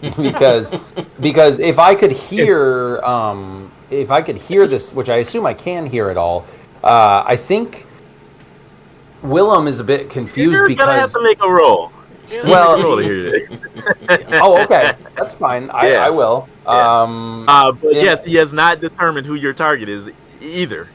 So, hold on, don't roll yet, Sam. Don't roll. Oh, okay. No worries. If he's holding up his hand like he's going to say, "Get ready to shoot," then I will. I mean, I am ready to shoot, but I don't know who to shoot at yet. Yes. I assume the leader, so that's where I'm aimed at. Oh, yeah, exactly. But the other two, I mean, if they remove theirs, they're standing with their man, and then that dawns on me about the fact that they're spies in our midst, and the information that they're carrying back. That's when I know that they're not going to be taken easily. They're not going to go back with us in any capacity. So this one, I'll raise my arm and I'll say, "Men, take them to the two in the back." Right? Okay. And they'll. Oh, go ahead. No, I'm saying to Sam to release the arrow. You know what I mean? Okay. Well, hold on, Del. Give me a. Okay. Well, you tell me. What I want to make basically. I want you to give me what would be considered a command test. Probably be a prestige. Prestige. So, Yeah. prestige? Yeah. Okay. All right. Yeah. And so here's the thing, though. There is a catch, of course. Yeah. I will say that because of the circumstances here,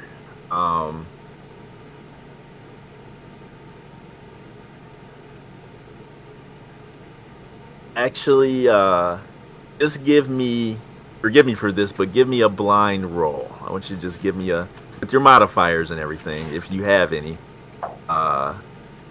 Just give me a roll. For forgiveness, I always ask for blind rolls. You ask for blind rolls? Yeah. Just give me a roll. Okay. All right. Okay. All right. Okay. So that's telling me a few things here, because I've got a few things. It always does, man. Okay. So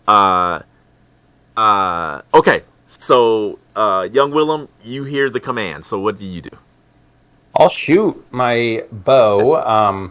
Now, let me just take a look, arrow. actually. I think... Well, yes, I will. I actually won't shoot my bow. I will shoot an arrow, in fact. But, now, okay, let's see. So I have a good. So good just is no bonus, right? It's just a 0. Right, it's 0, yeah. Where so excellent would be excellence okay, plus 1. right. Poor is -1, so good is neutral. Right. And then I do have my body of 1 now. Well, I'll just tell you what I rolled. You can decide if there's any modifiers.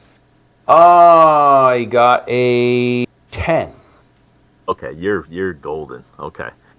All right. Okay.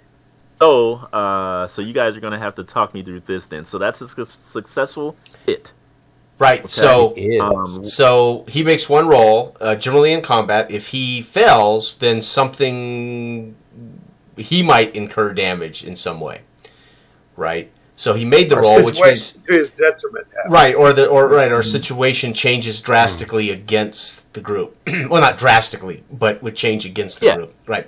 So so he would do damage, usually 1 wound against the health of the leader. Yeah. Unless you're treating them as a pack or a mob, then that would be 1 wound against the group, right? Right. Yeah. If you want to. The leader, if it's easier, you can. Yeah, and you can narrate it any way you want, depending on how you want to handle the health of the group. If they were mooks, you can just have them go down. But if they're if it's a right, leader, he's probably Yeah. I don't mind getting a headshot right through the eye on him. I'm happy with that, but we don't have to do that. That's fine. Okay. All right. So okay. So let's say that that wonderful shot gets him right in the shoulder. Okay. That was a pretty good shot. Yeah, and it you can hear the meaty thunk as it penetrates. Nice. And he immediately reacts and yells out in both pain and surprise. And you see the hesitation in the militiamen after your order is given. Oh, yeah. I wanted that arrow to fly, stick him, and then that's when I say, hold your swords, or it shall come to, or I will loose upon you all. Okay, that's good. To loose the arrows, you know what I mean? The warning. You guys, it's a warning shot. Have a really great advantage here. That should not be taken for granted at all. Okay, so if you want to live, hold your swords. And give me and Melton, in all of his years and wanderings through the woods and the surviving, he has seen many of altercation between men at arms. So he recognizes this violence as typical of what he has seen many times throughout the lands. And when that arrow strikes, I will reconnoiter where it comes from. Mm-hmm. Now my awareness brought directly upon the young man with a bow. Oh yeah.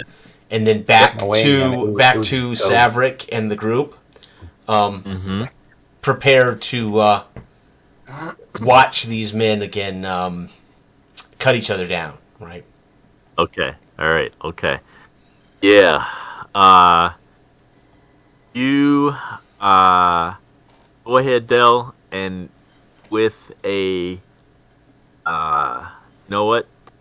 With a +3 modifier, give me another prestige. Okay. Yeah, because that's you guys have a incredible advantage here. I can't deny that.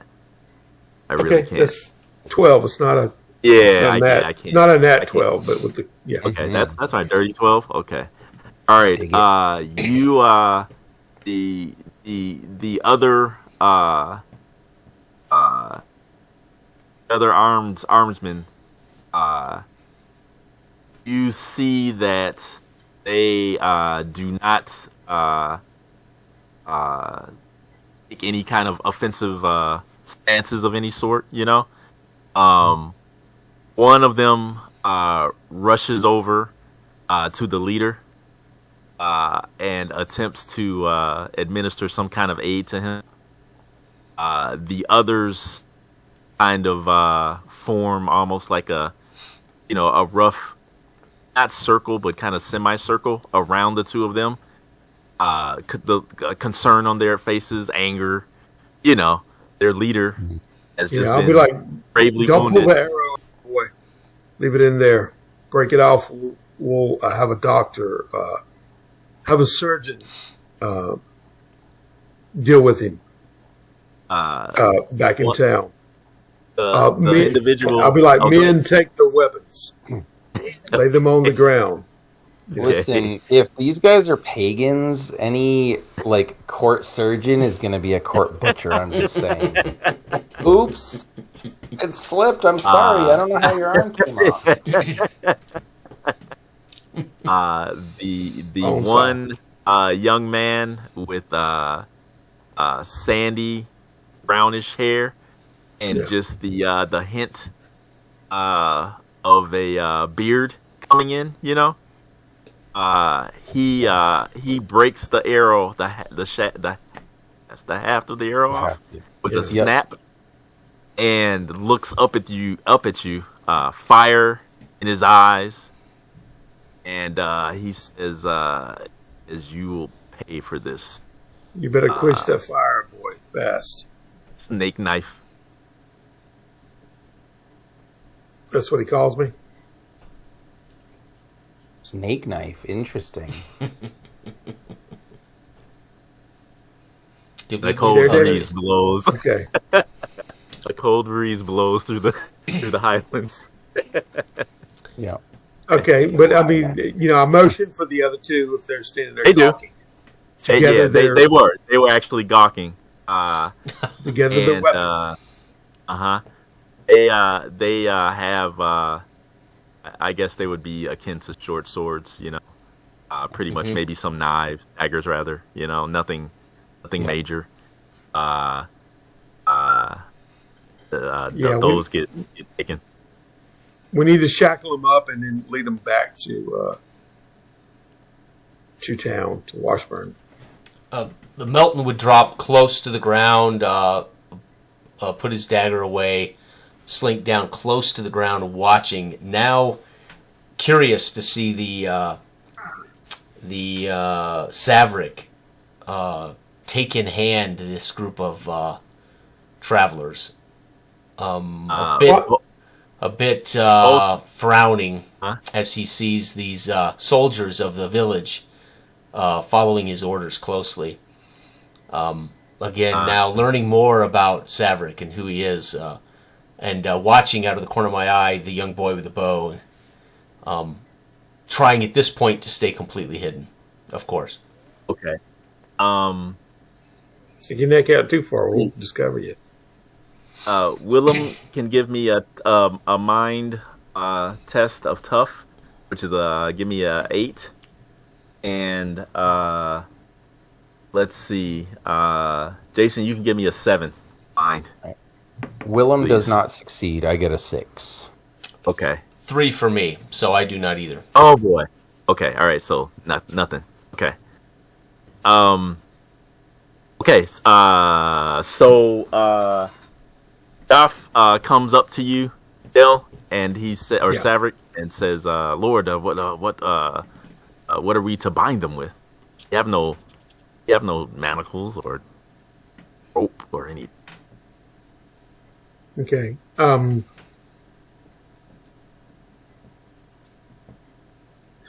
It Strips grows of lace. strips of their clothing.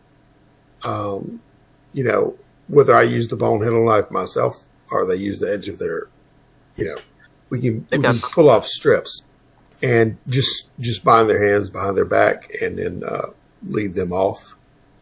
But I do want to search them for what they have. Even their cloaks, we can take strips of that to bind it and loop them. But I do want to search to see if because they're spies. So either they're going to be audibly saying something or carrying something.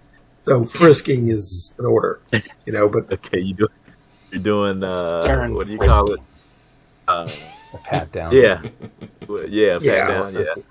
It's like you're Yeah, in TSA now, bitch. yeah, run you through the scanners. But just getting everybody like that. And I'll have the men. I'll be directing them to do that, and then I'll call out the young warden. Come join us. Yeah, he's more handily at these. So to be 4-on-4, at least, and then I'll gesture toward the other men to remain. Come out, but leave your other men, be. Okay. Training there for any deserters. I see. There's a lot of this bluffing going on in our games. I noticed that. It worked. It sort of worked last time, I guess. Right. That's fine. So yeah, I would then make my way out. Put my bow kind of over my shoulder, and I would draw my sword, which I've named Bear Claw. I would imagine. You write that down. Yeah, you would see the runes kind of etched into the hilt, into the blade. I mean, not necessarily glowing or anything, but just and I would be holding it a little unpracticed. I haven't trained much with a long sword, perhaps, or a broadsword, right? I've definitely practiced with blades in my time, but not something quite like this. But I'm making as good a show as any, I guess. Yeah. But I'm definitely wary of. I'm looking around because I'm worried either that there might be an ambush or, are other men going to come out? Who knows? So my focus isn't entirely on them. Yeah. As he describes this, Melton instantly sees this beautiful, shiny weapon with runes, as he's described, and Melton, in a flash, would be attempting to separate him from the sword. Really? And the goal is to get it away from him and off into the woods with this beautiful weapon. He's like a freaking crow. It's like shiny things. Right. I mean, Jason, that's what I'm going to call it. You give me a body. Okay. Test and so. Give me a mind. Well, Would would this be basically a combat roll? Yeah. Okay, because Well, I would. I want to see if you notice him coming towards you at all, because he's trying to do it. Oh, okay. I'll be making. You said a first. mind test. Oh, I see. All right. Then once we get that situated, then we can decide. Okay, are you going to resist them or whatever? That's how I'm seeing it. Guys, tell me. Well, not a crit, but a 12. I've got 11 plus 2 body, so I've got 13. You got a 13? Yeah. Oh, I got Yeah, almost critted it. I thought, that would have been nice. Wow. Right? As Ivan says, you're not close at all, but I like thinking I was close. You're really not close, dude. You're So Willem, this form hurtles out of the darkness, basically, and arrows into you.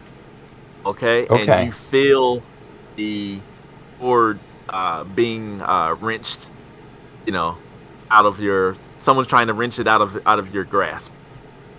Okay, being well. that you don't really have a good, you were holding it awkwardly, so to speak. So, you can. I will give you a chance to resist this, but Jason's gonna have a bonus because of Willem's awkward grip of the sword. Okay, let's see. Well, so can I use the bonus from the sword then, as if this was a combat roll? Because I would actively try to fight off whoever this attacker is. So, because as far as I know, Okay, if you're gonna do that, then okay, we can do it that way. So that's plus 1, so 7, 8. What do you guys? Am I rolling? Well, or am I rolling? No, Yeah, well, hold you on. guys So, is it like an opposed let's body see. roll? But now, Jason, remind me, in combat, you don't stack, right? So I wouldn't use you my take body the roll highest and my weapon. It would be the okay. Oh no. So one or the other. So no. Yeah. So CR is your body plus the highest modifier. Modifier. So if you were actually using the sword to damage me, then it would be body plus the sword, right? Okay, yeah, So which that is what I'm sounds trying like to do. that's what you're Okay, Right. so then Well, in then, that Jason, case, it will be your body. And I'm just Plus- trying to wrench it away from him and run away. Yeah, Right? yeah. So body for me, it's just body plus 2. Okay. Right? And you get a plus 3. Okay. You get an Ooh. additional plus 1 because of Okay. of Yeah. Willem's awkward grasp. All right. Here we go. 7 total for me. well, And I Willem wonder- of Dredge I has a wonder. 9. You guys have to let me know this. Would it be? Does it make more? And this is you guys go ahead. But does it make sense for me to do like what we did before? Say, okay, one person determines would it be there? Oh, I guess we're doing it right. I Well, think, you can do it have the opposed. freedom to do it how you want. You can do it opposed. Yeah. Or because or you can treat it like a declared combat bit action, target number. as I declared an attack. Ultimately, in a way, I declared an attack on him to get the weapon away. Yeah. The problem is we don't have a DV for him, so he needs to roll something to create a Right. DV. He needs to roll something. There Yeah, you go. I think the way you did it was good because the first exactly. thing was, do I notice it? Right, I didn't, so that gave Jason's character the slight advantage, right? Right. And You can then imagine I got a if you hold of your then- arm. It's like I've got your arm, kind of thing, right? Right, and then so you added that, right? Yeah. So I think ultimately, though, I do overcome this, and I think probably the way I kind of imagine it, right, is I almost see this like, I don't know. I mean, are you like, what is it? How are you I'm dressed? 5. Like, I'm like 5'10". Yeah. Very, Are you, very full on like wolf skins and very bear thin skins and all that. Again, almost. I don't know what you would see in the sense that I'm literally caked in mud. Long, nappy hair where my hair's never been. You think dreadlocks. Beard. Yeah, you see a wood. I look like a wild man. I look like a complete fucking wild man, right? Except I'm a creature or something. No? Now, if you can focus in this situation, you would see my deformed face, which might be, one eye, my head, my skull slightly deformed, one eye higher than the other, a cleft lip. I might look, I might look pretty terrifying. I don't know. You would have to decide. No, I would think so. Right. So I think that in You just roll sanity. Willem's. Yeah, exactly. Right now, all of a sudden it's right. Let's make a sanity check, brother.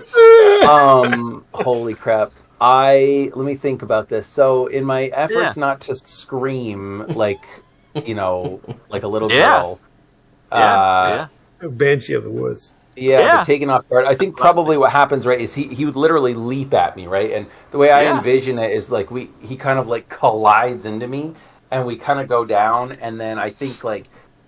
The way I sort of envision it is he's scrabbling, trying to get the sword out of my hand, right? And I think maybe like just by the luck of whoever, right? I kind of like maybe we like tumble or whatever to roll, and then I would like jab at him with the sword. But perhaps I don't necessarily cut you with the blade because you're kind of in close. But perhaps I whack you in the face or the head with the pommel. Yeah, I mean, I'm at this point. I'm not even aware. I'm not even caring about you. It's like I want that. Yeah. So that might get my attention when I get clocked in the nose or the chin. Yeah, I would bonk, and then maybe that would get you off of me enough, and then I would scrabble back, and you would hear me saying "wood woos," right? And I would be trying to get up and hold the sword, ready to fight. But of course, I imagine this commotion would have been noticed. Oh yeah, so. We're getting to that. Yeah. One other question. So, being that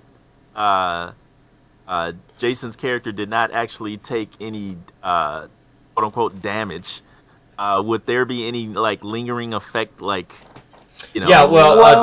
I lost, so I could take a fatigued condition. Yeah. That's what I figured. So that's why I kind of described it as bonking you in the head instead of cutting you. So I would take the first wound, fatigued, right? Yeah. Okay. All right. Okay. Makes sense. All right. Okay. Dale. Yeah. What is your reaction to this? I know. Tell me about it.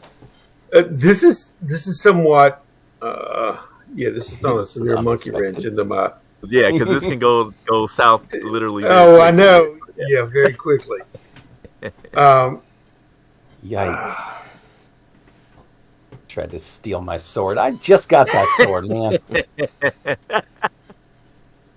I turn around really quick and see if they've gathered all the weapons from the. So you did turn towards the commotion? Is that what you're insinuating? And then you whip back to see about the situation?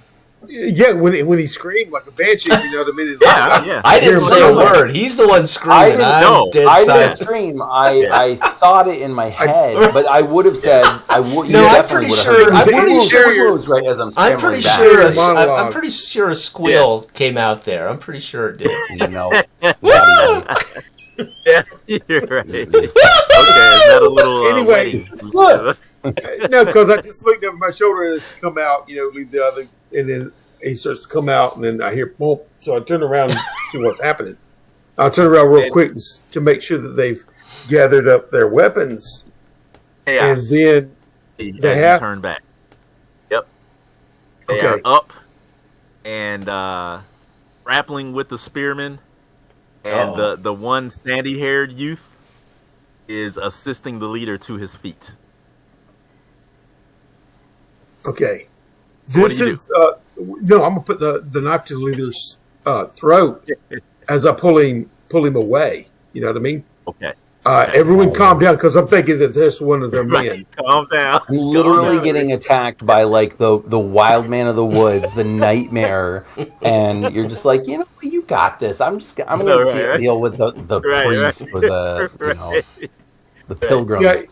Yeah, I got about a scruff of the neck, basically the hair, and pulled his neck back and got it. Okay, all right, okay. My blade cuts deep, as I spit that out. And are you going to cut him, or are you just threatening? In 2 seconds, you'll find out. Okay. I did it before. Don't forget we're doing a back and forth here. Hang on. Oh, no. I have to put all my NPCs at once. I know. This is like a cat house at a convention. You can do that, okay? And basically what it looks like is that you have the leader in your grasp, and the youth has produced a blade, and is standing there basically at the ready to leap towards you. But you see the leader has his hand outstretched, ending him off. Okay, this is what you're seeing right now. Savric's seeing. Tell them to drop their swords. I say. Okay. The other two, I'll dig in the knife a little bit. Oh boy. Okay. just to let it dribble. What are Tweedledee and Tweedledum doing? The spearmen are disarmed. I didn't even want to roll for them because they're not warriors. So they're just. Oh my god! But we got to stand up here. Okay, so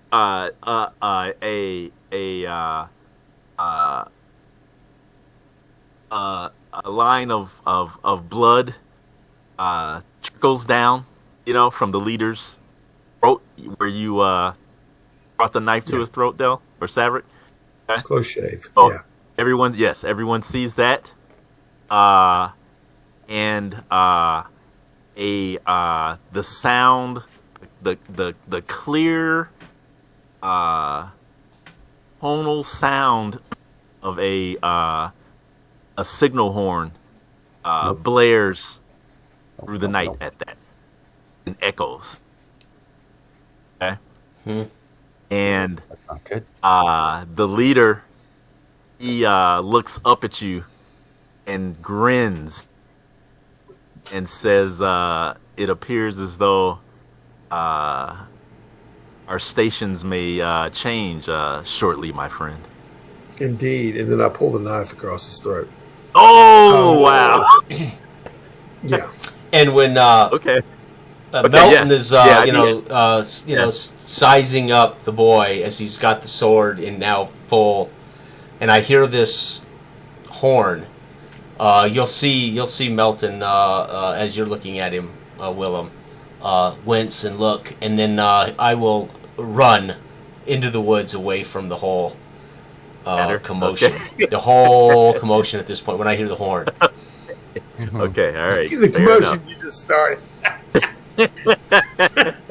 Well, yeah, I'll do that, and they're ready to be able to push him off push the body off toward the boy that was the youth that was ready to jump. Yeah. Yep. Use him as a springboard to do that, and then I'll be right behind whatever's going on with those guys. Oh man. Okay. Wow. All right. Okay. Okay, Sam. I'll be screaming men to arms while I'm doing it. Okay, so And crap. you've just watched this wild man race off into the woods. yeah, well, On and, all fours. yeah, and like terrifying. Yeah, would he have been on all fours, or is he running? Kind like a of, maybe regular both, right? Okay, right. Yeah, but quick. I mean, I'm tall and lean, but strong, as you would have noticed in the short scuffle that I was strong, very strong. Oh yeah, for sure. I mean, I guess taken aback at that. I would kind of have been watching him, right, like loping off, almost like trying to. Is this an animal? Is this a man? Like, oh my God, is the wild man of the woods actually this nightmare creature? Like, is this real? And then I would imagine I would hear the like, of the leader as his throat is cut, and maybe the yell of anger or whatever from the young man, and I would turn back. You hear someone yell, "Father!" That's what you hear. Oh crap! All right, There was a horn. Did I misunderstand that? What's that? What'd you say? There was a horn, right? Yes, but that was off somewhere else. Okay. I was saying, I didn't imagine that. Okay, good. Yeah. No, yeah, and then I would hear, Saverick calling to arms or whatever, and so at this point, I guess I would steel my nerve, and I would hold the blade in both hands, steady grip this time, and I suppose I would I would attempt anyway to charge in at the young man who yelled if he looks like he's about to commit violence. Oh my. The thing is, like, I don't. Yeah, so I will attempt if I have the time, I will attempt to waylay him. But I don't know if you want me to. That's all I did was pull the knife and push the body, as I did so toward the boy who was screaming "Father." Yeah, he screams "Father" and basically catches the body now, in his arms. Yeah, and falls back. Oh, good. Okay. Well, seeing that, then I probably would have been charging in, but then what I would do instead at that point is kind of slow my pace a little bit and be holding the sword in a combat stance, but not actively charging in for the kill. Okay. All right. Okay. Yeah. Okay. All right. And then, Odell, you see young Willem charging in, sword raised. moving in awkwardly, Staying on but the the front Yeah. pants and Willem to sword, men to arms. I'm saying as I push the body onto the younger boy, Yep. but I'm basically springboarding off them onto the next combatant past him. There was 4 of them, right? Yeah. Oh yeah. There's two others. So I'm just diving toward him. Okay. All right. You. Let me.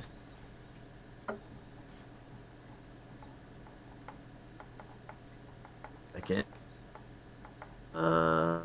See, Jason knew what was up, right? He heard the war horn or whatever it was, and he was like, "I'm out." That's smart. I have witnessed many a Viking. Yeah, we're gonna be killed by Vikings, and he's gonna be like, Yeah. When you hide in the woods, you see a lot of stuff. Oh man. Okay. All right. So, so you guys see off, turn tail, and head out of there. He's out of there. Okay. He bolts. Okay. Oh, the other combatant. Okay. Yeah, the other guardsman. Your soldier, right? City, Joff? the city. Joff? Yeah, the city. Yeah. Yep. Joff runs. Harold stays there, but he does not take a aggressive stance towards the other 2 men-at-arms that are there. He kind of puts his hands up, not up in the air, but kind of puts his hands forward and kind of takes a few steps back. Okay. Jeez. Howard. Well, Yeah, he does that. Yeah. For reasons. For a reason. And, yeah. Okay. Okay. So, Dell, you can go ahead. So basically, we'll do this just to move things along because it's almost 10 o'clock for you guys. I'll allow Willem and Saverick to perform their actions, and then if I'm able to, I will I don't want to say retaliate, but I'll act. You guys will basically have one round or one turn to do what you want to do before I introduce the last feed, and we'll call it. So Dell, so you go ahead. You've got a DV of 7. Okay. As the other No, it's the other 5. So I don't make it. miss. Okay, all right. So actually, he's able to basically intercept your arm as you thrust your blade forward. Okay, so you guys are in a little bit of a tussle there. Yeah. Yep. Okay. All right, Sam. You move up. You see that Sam is engaged. There's one other guy there left who turns as you.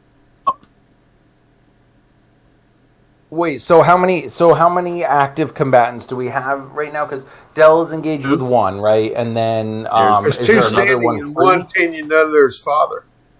Okay, so the boy is active. all right, so Active combatants, just 2. okay. The boy's preoccupied with his father. All right. So I think I would square Harold's up against. Well, yeah, but Harold's he's not doing anything, right? Is he backing away? I would be kind of squaring up, and I would say, "Hey, you," and I would try to get the attention of the other combatant. But I'm not going to actively attack him. I would try to say, "Throw down your weapon, surrender." Well done. That makes wonderful sense. Yep, that is something that young Willem would definitely do. Okay, so you go ahead and I'll give you a with that beautiful sword that you wield. I will give you a +1 on your prestige roll. You command him to surrender. 8. Nice. Oh, okay. All right. There you go. Okay. That is actually a success. So, apparently enthralled at the blade that he sees, you hear this individual mutter Belvric. And basically Belvric, I hate that guy. He pretty much he concedes. Yep. He concedes. He backs down. Okay. He doesn't get to his was he knees sort or of anything, like- but he backs down. Was he sort of like cursing it under it, like Belvric? No. Or, no. In awe, in reverence, maybe. Oh. And what the hell? How you? Where? How? Wow. You defeated? Okay. You Ain't gonna mess Right. it, but when anybody took on Belvert and took his sword. True. Okay. Alrighty. Cool. Yeah. Well done. Yeah, very well done. Okay. All right. Let's see. How can I do this now?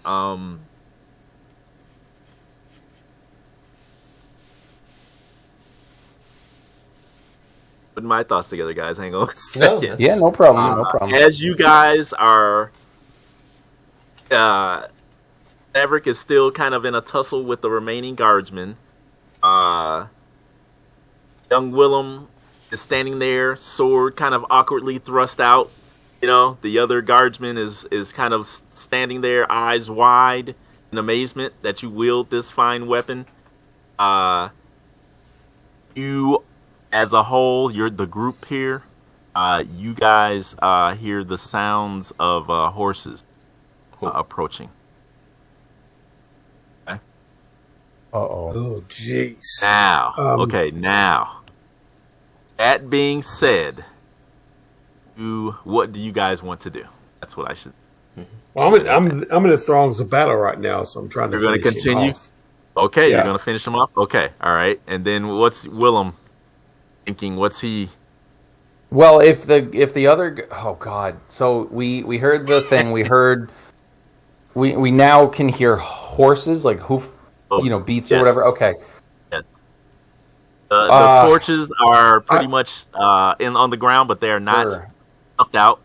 They're still lit, Yeah. so your position is known. Okay. Yeah, I can't hear the horses from the beat in my ears, my heartbeat. Okay, you know? well, all right, Well- maybe not.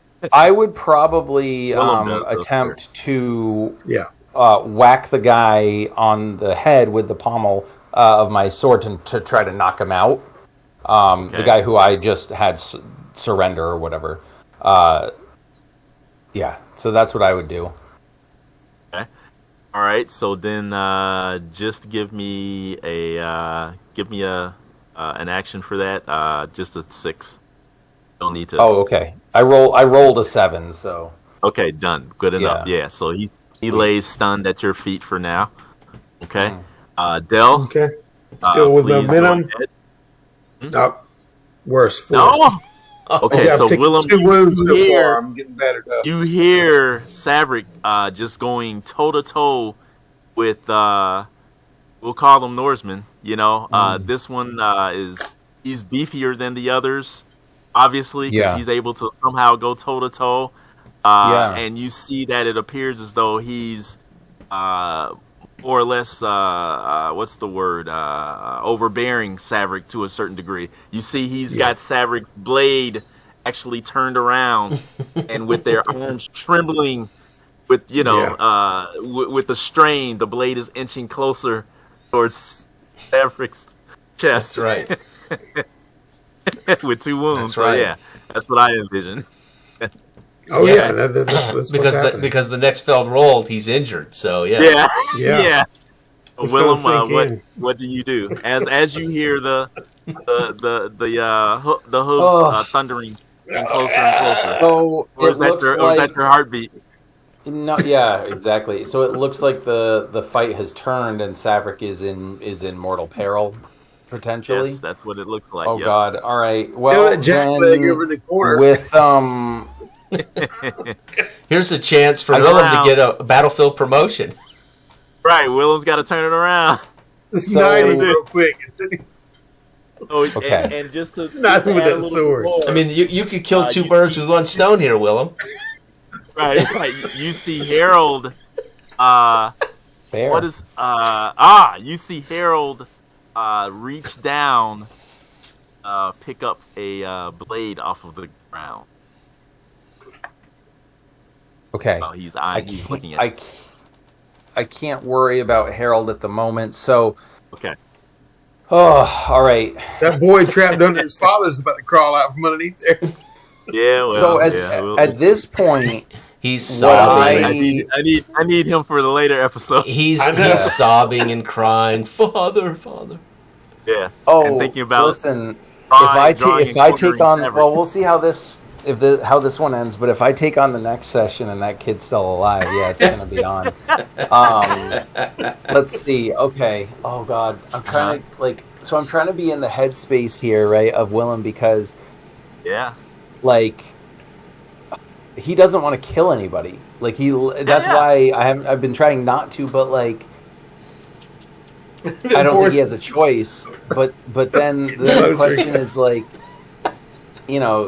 Savrik's been kind of a jerk, but at the same time, he's like, time. I call timeout. 30 seconds left on the clock. Do we go for field goal range or do we? Yeah. All right. Okay. Here's what happens. For a pacifist, you carry a mighty weapon. Yeah, I think no. Well, I said I don't want to kill someone, right? Humans, anyway.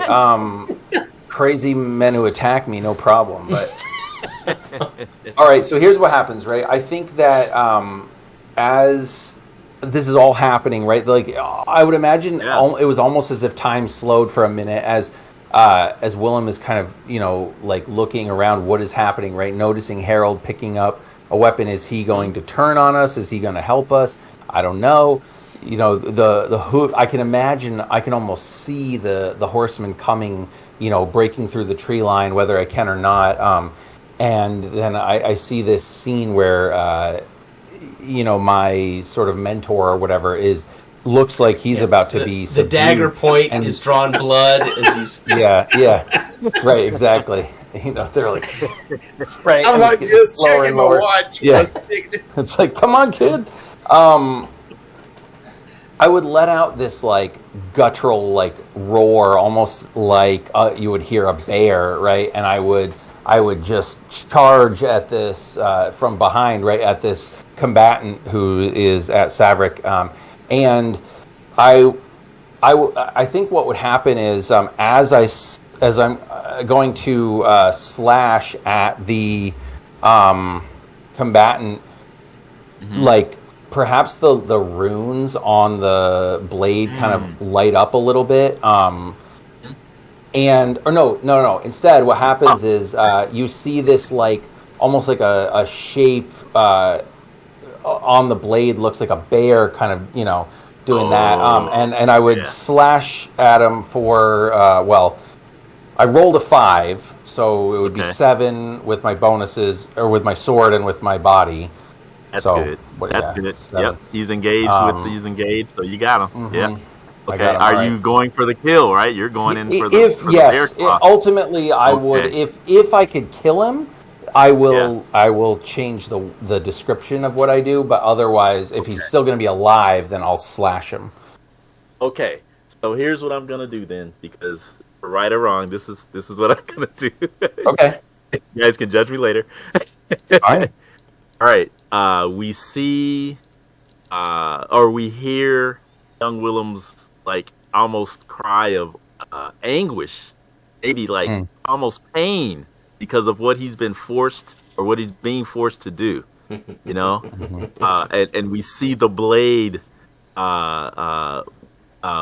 with the runic blade cutting through the air as it comes down, and we hear the impact of the blade, and just see dark blood just kind of just flow, as the blade meets its target, and we fade at that point. The next thing we see is we see the campfire.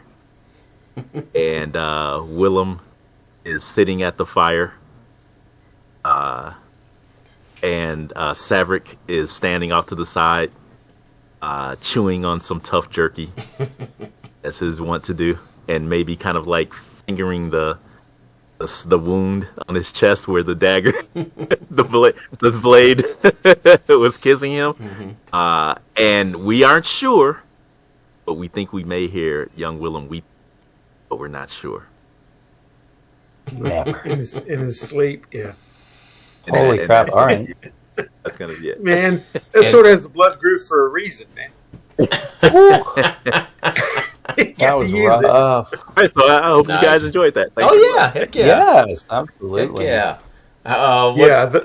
Did you feel the system was cumbersome, or did you feel it was intuitive, David?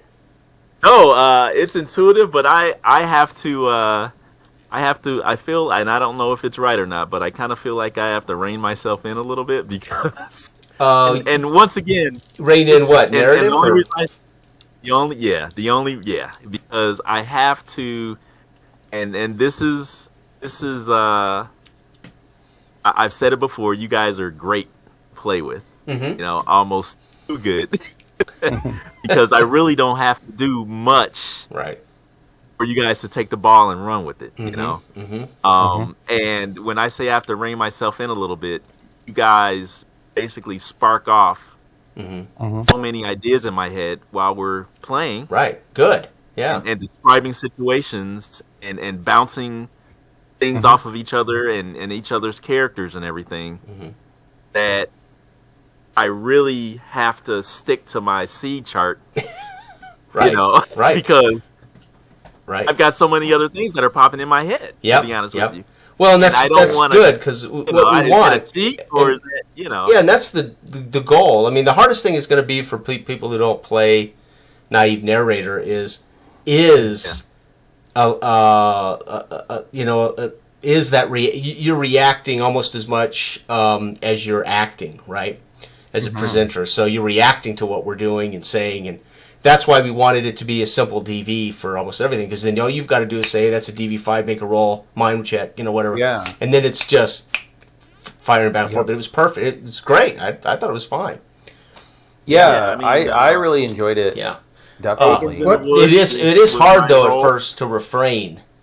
You want to kind of do what we normally do, right? So sometimes it's hard to do. Well, and the first session especially that you run is I felt the exact same way with the first session that I ran, because you set it up, right? And then you're sort of like, you're trying to feel how you mix the seeds into the evolving narrative, right? Because what I found was that if it makes sense within the way the fiction is laying out, to just go with the idea that's in your head, because that's the next logical thing, go with it. Yeah. But but what I like to do too, and I would roll like a bunch of seeds. I would roll 6 or 8 sometimes, just because I wanted to see what was going to happen. Coming. But yeah, and so what I would do is I would, if I ever got to a point where I was like, okay, what might happen next? Yeah, that's when I would roll or apply the roll, and then I would try to weave it into the existing narrative. But it's weird because the freedom that you have as the presenter, at least in that first, maybe second session, it can feel really uncomfortable, because you're like, holy crap, these guys. I mean, like, you're not really in control. You're sharing that kind of narrative control, and then you've got to. But you do have to be, as Jorian, Dell's son, maybe said it best. What was that, Dell? Jorian said, all I had to do was kind of. To keep it cogent, basically. Yeah, he just had to keep it cogent, right? It couldn't get under weird right direction. So, but if I can ask real quick, sorry, I didn't mean to interrupt you, Sam. You were saying, and I was just going to say that the sort of the turning point for me was when I think it was my second session, and Jason basically was like, he killed a guy, and then he was like, yep, I did it. I was doing it for the Lord. And we ended up having a freaking courtroom scene, essentially. And I was I did not expect that. And what was interesting to me was I had in my head a vision of where I thought the session was going to go. Yeah, you can't. And as soon as Jason started doing these things, like I remember in my head thinking like it was like a full on like panic brake. Like I had to jam on the metaphorical brakes because I'm like, what is he doing? Like, why is he admitting to this? And so then what I was like, you know what? I just have to let this play out. And so every time I would trust the dice. You don't have to decide. You can trust the dice, right? If I narratively say, I was like, and then he kept digging his hole deeper, and so finally, I was like, oh my god! But at that point, I was like, okay. As presenter, you really don't have to decide. You can take the point of view of the NPC or the king or the lord, but as the player, kind of drives that thing. Then it's like, oh, that's a prestige check, brother. You got to prove that. You just told the king what? Yeah, let's make that. And then that informs everyone. Whether the king's going to accept that or the king's going to say, no, in the stocks, boy. Take him to the stocks, right? Or whatever. So, can I ask David if we have time? How many seeds did you roll? 1, 2, 3, 4. Wow, that's awesome. Nice. It's funny because I thought, dude, this is like... You guys are... I actually thought this is 1 seed. And then I thought, okay, the codicil and the fire might have been a seed. Yep. And then I realized, the pilgrims in the woods were probably a seed. Yeah, for sure. I thought that was the first seed. I thought the pilgrims was the seed. Yep. And then and then he did the codicil, and I was like, okay, that's probably a seed. And then when we heard the war horns, I was like, that's probably one. Was a seed.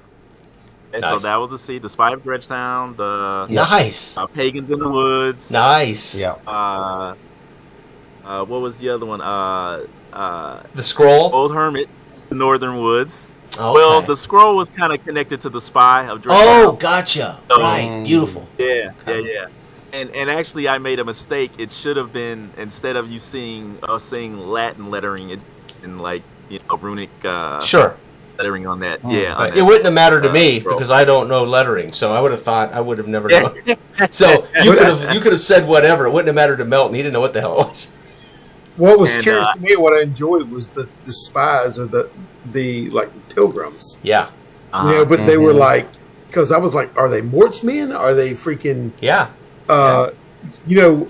paganistic Danes? Or are they this and that? So it was a little mystery there that I had to unravel. You know what I mean? Like, show yourself. Well, you guys I revealed my paranoia when I was like that stupid, when I was talking about the whole like scene from my childhood, because I was like, nope. They're going into some place. They're going to sacrifice people. This is going to be terrifying. I was like, Well, for me, this was rare because I'm playing literally an antisocial, never been socialized. Oh my gosh! Animal. So I was not gonna. So I wallflowered that first hour, waiting for David to go let's go to you, because I thought I'm not gonna like interject at that. So then. Ultimately, I had an idea that at this point I would have been. I've seen so much as a player that it makes sense that Melton would have been watching this the whole time, right? But of course, I didn't. There was no dialogue for me the whole thing. So it's rare. There was literally no dialogue for me outside of describing Melton, right. So that was kind of fun. It was like literally no dialogue. There was no conversation. There was no. Melton just tips over everything, those wooden deformed faces, and then when he sees him out there, he pushes him over and runs. I warned you, he was like an arrested 8-year-old, right? So I warned you before session. Like and pisses on him, like That's funny. It's so interesting, right? And so this was what I discovered when in I think it was the last session of my Chronicle where. Jason's character and Dell's character were literally separate, and it's fascinating when you have role players, of this caliber that can really keep that narrative going. It can be a really fun experience to just sit back and watch because I know, for me, like. Every friggin' time that Jason would just mention whatever, he was just doing this little thing and it was kind of all off in the background, but it was like, it was tense because I'm imagining like Willem is way out of his depth here, and he's Right, like, "Holy right. crap! What is this thing I'm seeing? Was that just game? Was it?" So it added this level of tension, at least for me, that I thought was really fun, and I would wonder, and Jason, maybe you can speak to this, but I wonder, being in that role where you're a little bit more passive in the beginning, right? But adding those little bits to the narrative and seeing how that affects the story. Like, I would be curious how you felt about that as a player. Well, first of all, I was just thinking, I've created this literally an outcast, somebody who. So how am I going to fold him naturally into this group of people? Well, it's just not going to be that easy. It's not going to be, hey, you stumble across Melton and he just stands up from eating berries and goes, "What are you guys doing here?" It's not going to happen that way. D&D, yeah, sure, we can have an elf run into a dwarf and here we are, we're all together. It's not going to happen that way. So I knew I was going to be very much isolated to some degree. I felt I don't know how, unless something transpires that really thrusts us into almost an in medias res action. Right, where we're in an action thing before we even meet each other, so to speak. But the way it transpired, and then I thought, and then there's not necessarily going to be any grand conversation with Melton, right? I was going to be describing what he would do or motion if there was any kind of communication, not a whole lot of dialogue. So I didn't know, but I was from Melton's point of view trying to think, why would he follow these guys? Why is he in the South? Why would he want to be getting out of the South as Mortsman's been causing trouble, and now Savrick's here with these guys? Like, I'm getting the hell out of here. This is getting too busy down here. So I was already watching everything going on before I was even introduced. As Melton, I was thinking, I don't want to be here. This is getting busy. This is getting too busy. So I was already in the mindset of Melton at that point. But then I also knew I've got to be involved. So I would be stalking you, basically, out of curiosity. But yeah, it was a challenge for me. I mean, I created the character to be a challenge first to me, but also to test, again, to show Dark Age of Man, there's a diverse range of characters you could play, especially if players are given some narrative control. And then I knew it would be a challenge for David, which I love to do. So, I mean, how is David going to deal with this thing? I was going to point out that David handled the rules good. You can't break it. The you rules can't are break like the very interpretive, and they're utilized in various ways, or you can apply them in various ways, like what you did. Well, like the contested roles. Perfect. That's perfect. Yeah, that's the way it should all be. you have to remember is the DM. You just have to have a DV. Now the DV is either tied to the actual creature, or whatever the situation you deem is. Like when Brian in our game met the Justicar had a DV level, and as Brian engaged a conversation with the Justicar, and as he gave me information that empowered the Justicar, the DV level went up, got harder for Brian live, right? Yeah. But was you doing that, David? I think you were. Yeah. Because you were mentioning how the situation was changing whenever you was factoring in what's going to be easier for you here. Yep. And that's the way you adjust the DV. Yeah. And the easiest thing to do, David, instead of so like we have our bonuses, right? We have our attribute as a bonus and our equipment's a bonus. You could give a situational bonus based on like an NPC soldier that's helping or something. But the easiest way to adjust it is to just lower the DV. So instead of saying to Sam, I'm going to give you a bonus also on this, just lower the DV. Oh, there you go. So that way Sam knows. Yeah. So that way Sam's going, am I adding another one? So Sam would know I'm adding body normally. So he's just going to roll and add body. You just lower the DV one. It's a player facing roll, so he just adds. As presenter, just think of DV up and down. It's going up, it's going down, it's right, and it can start out based on the situation or based on the creature, right? And you have total freedom to deal with that. And then what's great about that is it allows Sam to declare exactly what he's doing. It allowed Dell to say, I'm putting the knife to his throat, and then you just modify the DV up or down. Okay, what does this really look like in this situation? You modify the DV and you say, okay, what are you going to do? And if Dell says, I'm gonna use him to intimidate the other two soldiers, then you would just lower that DV down for Dell's prestige check to convince them. But you just got to think. So ultimately, as presenter, think DV. Just think DV scores. It's so easy and fluid. Yeah. And then the players know that what they should add to the die roll, generally. Yeah. But like the way you just folded in the fact that Sam's description of the sword. Perfect. You put 2 and 2 together whenever the soldier looked at him and goes and breathed under his breath, I'm not messing with him because he took that. Yeah. So it made logical sense. Yep. You know what I mean? That's what we do in games all the time. But that's how you adjust DVs. And that's a lot of times you can bite yourself in the rear whenever you say something. Oh yeah, like that comes up against you. Yeah, you know. Yeah. Oh, absolutely. And that's why I say it's narrative system. You know, you pile in this narrative. Yep. Good and bad or whatever. And you don't have to worry about, because nobody who's actually invested in the scene is going to do something that's not cogent to the scene generally, unless they're unless you're playing with a person that's just completely not paying attention or is an idiot, right? So if you're playing with people you know are going to feed the scene, as a presenter, all you need to worry about is the dice will direct the next. It'll direct the is this going to be what Sam suggests, or is this going to be a retort to what Sam suggests? Am I taking the weapon away from Sam's player, or is Sam pushing me away? And right, and so the dice become the thing that decides the fate of the situation. It's just and as Dale said, in a way, we should have called our game a guidebook, not a rule book. It's meant to be like that's clever. A guidebook, right? So there's rules, but they're meant to be so minimalistic and so simple. You can really adjudicate the game the way it's flowing for everybody. Yeah. So you could play this very strictly, or you could play it very, that improvisational. Example, I think in my campaign, I don't think I ever once mentioned a DV. No, you don't have to. You don't even have to tell us the number.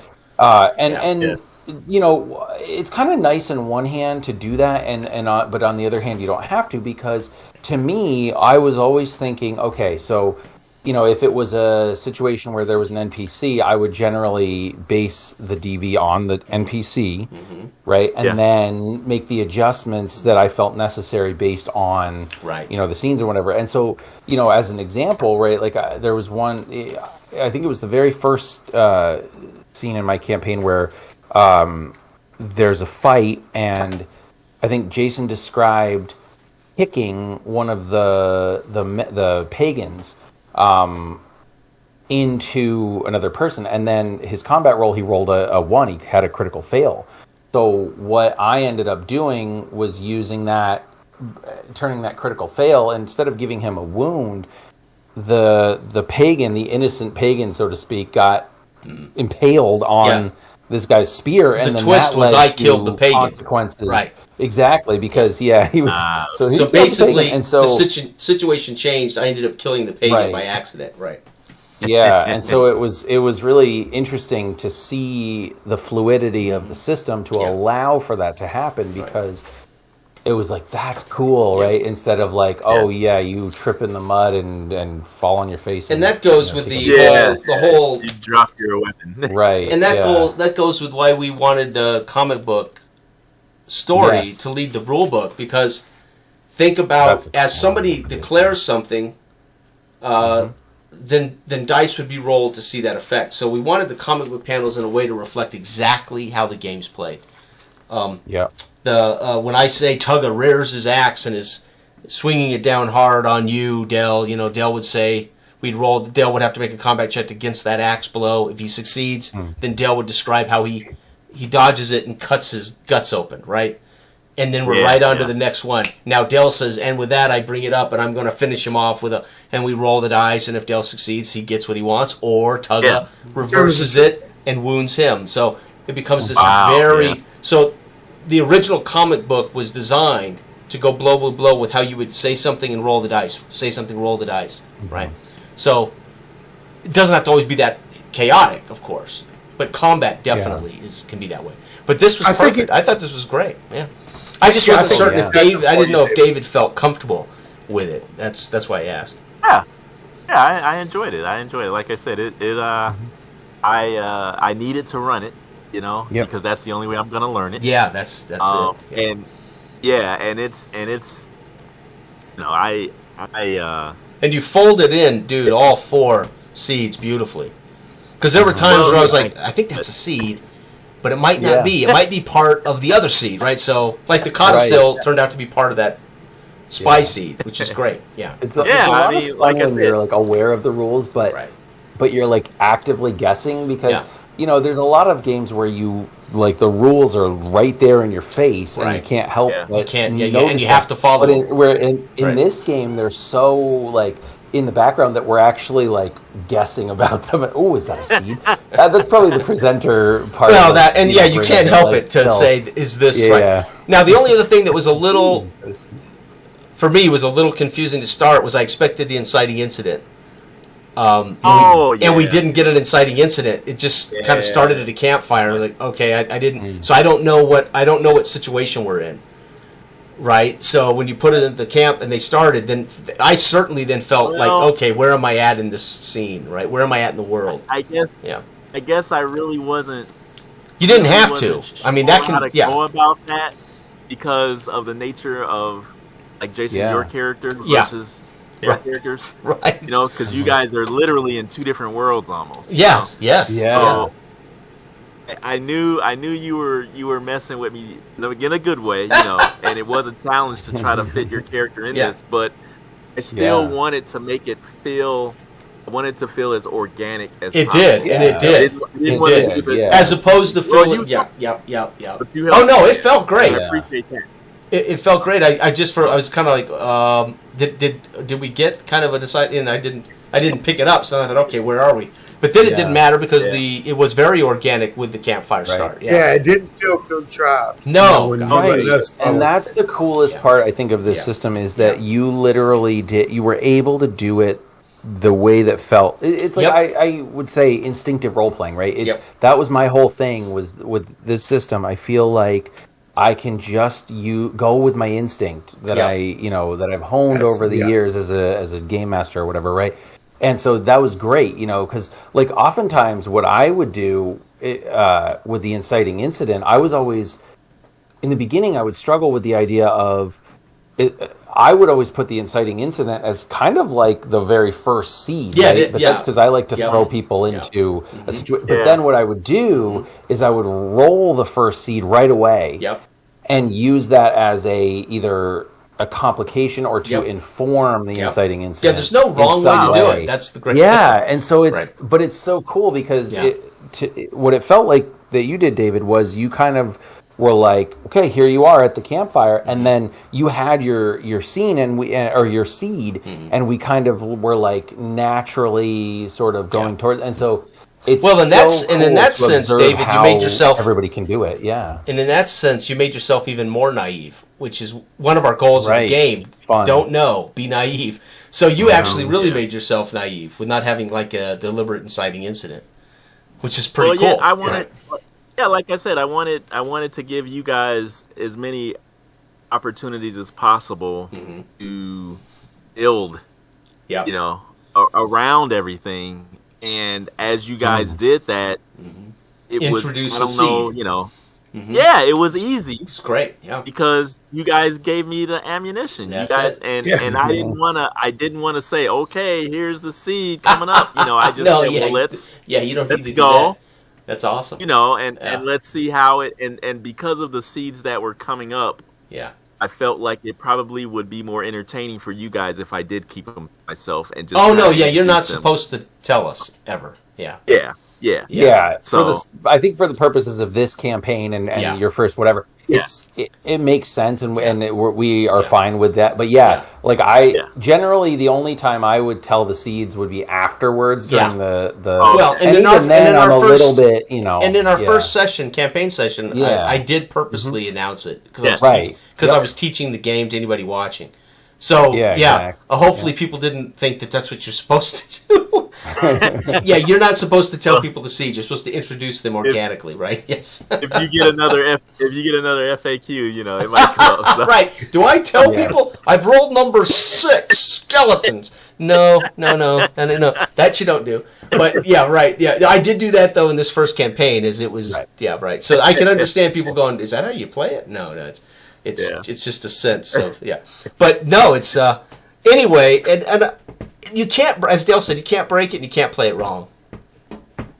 I mean, as long my concern is that you guys had an entertaining time. Hell yeah. And that I was able to further develop the world that we're working on. Hell yeah. Didn't get too far off the beaten path, so. Yeah, and as long as in our game in particular, but really, as long as any GM lets me play my character, I'm happy. Yeah. Give me a chance to role play. Give me a chance to be my character, right? And I'm happy. So yeah, it was perfect. Yeah, I was able to portray Melton the best way I could. Yeah. Jason will do things that you're just like, what? Like, and then you're like, oh God, okay, I got to roll. Well, when I was watching this video, I was like, oh my God, how am I going to do this? Well, but that's the great. So that's the thing, right? The biggest. Well, you know one thing for sure. I wasn't going to start in town because I was an outcast. Yeah, like don't presuppose anything. That's it. Like really don't. Just go and say, okay, I've got my inciting incident, right? The setup, right? Like I know where they are in the world. And I know the very first thing that's going to happen. Yeah. And then just, because what you can do, your presupposition, I suppose, is when you are creating the random seeds. Right. So you're sort of like, is this likely to happen? Let's put it in as a seed. Right. Yeah. I mean, if you put it in at number 10 or 11, you got a pretty good idea you're going to roll it at some point. Right. Yeah. Yeah. Well, I swear to God, mine is 7. Like 7 or 8. Is, I don't know what it is, but it's always 7 or 8. I roll it like 9 times and I'm like, wow. Yeah. You guys were actually giving me stuff tonight that, if possible, I'm gonna use as future seeds. Because that's what you're supposed to do, right? Because that just makes sense, and then it engages you guys. And it ties context. Why wouldn't you? So you can even have random seeds directly related to something I've said about Melton.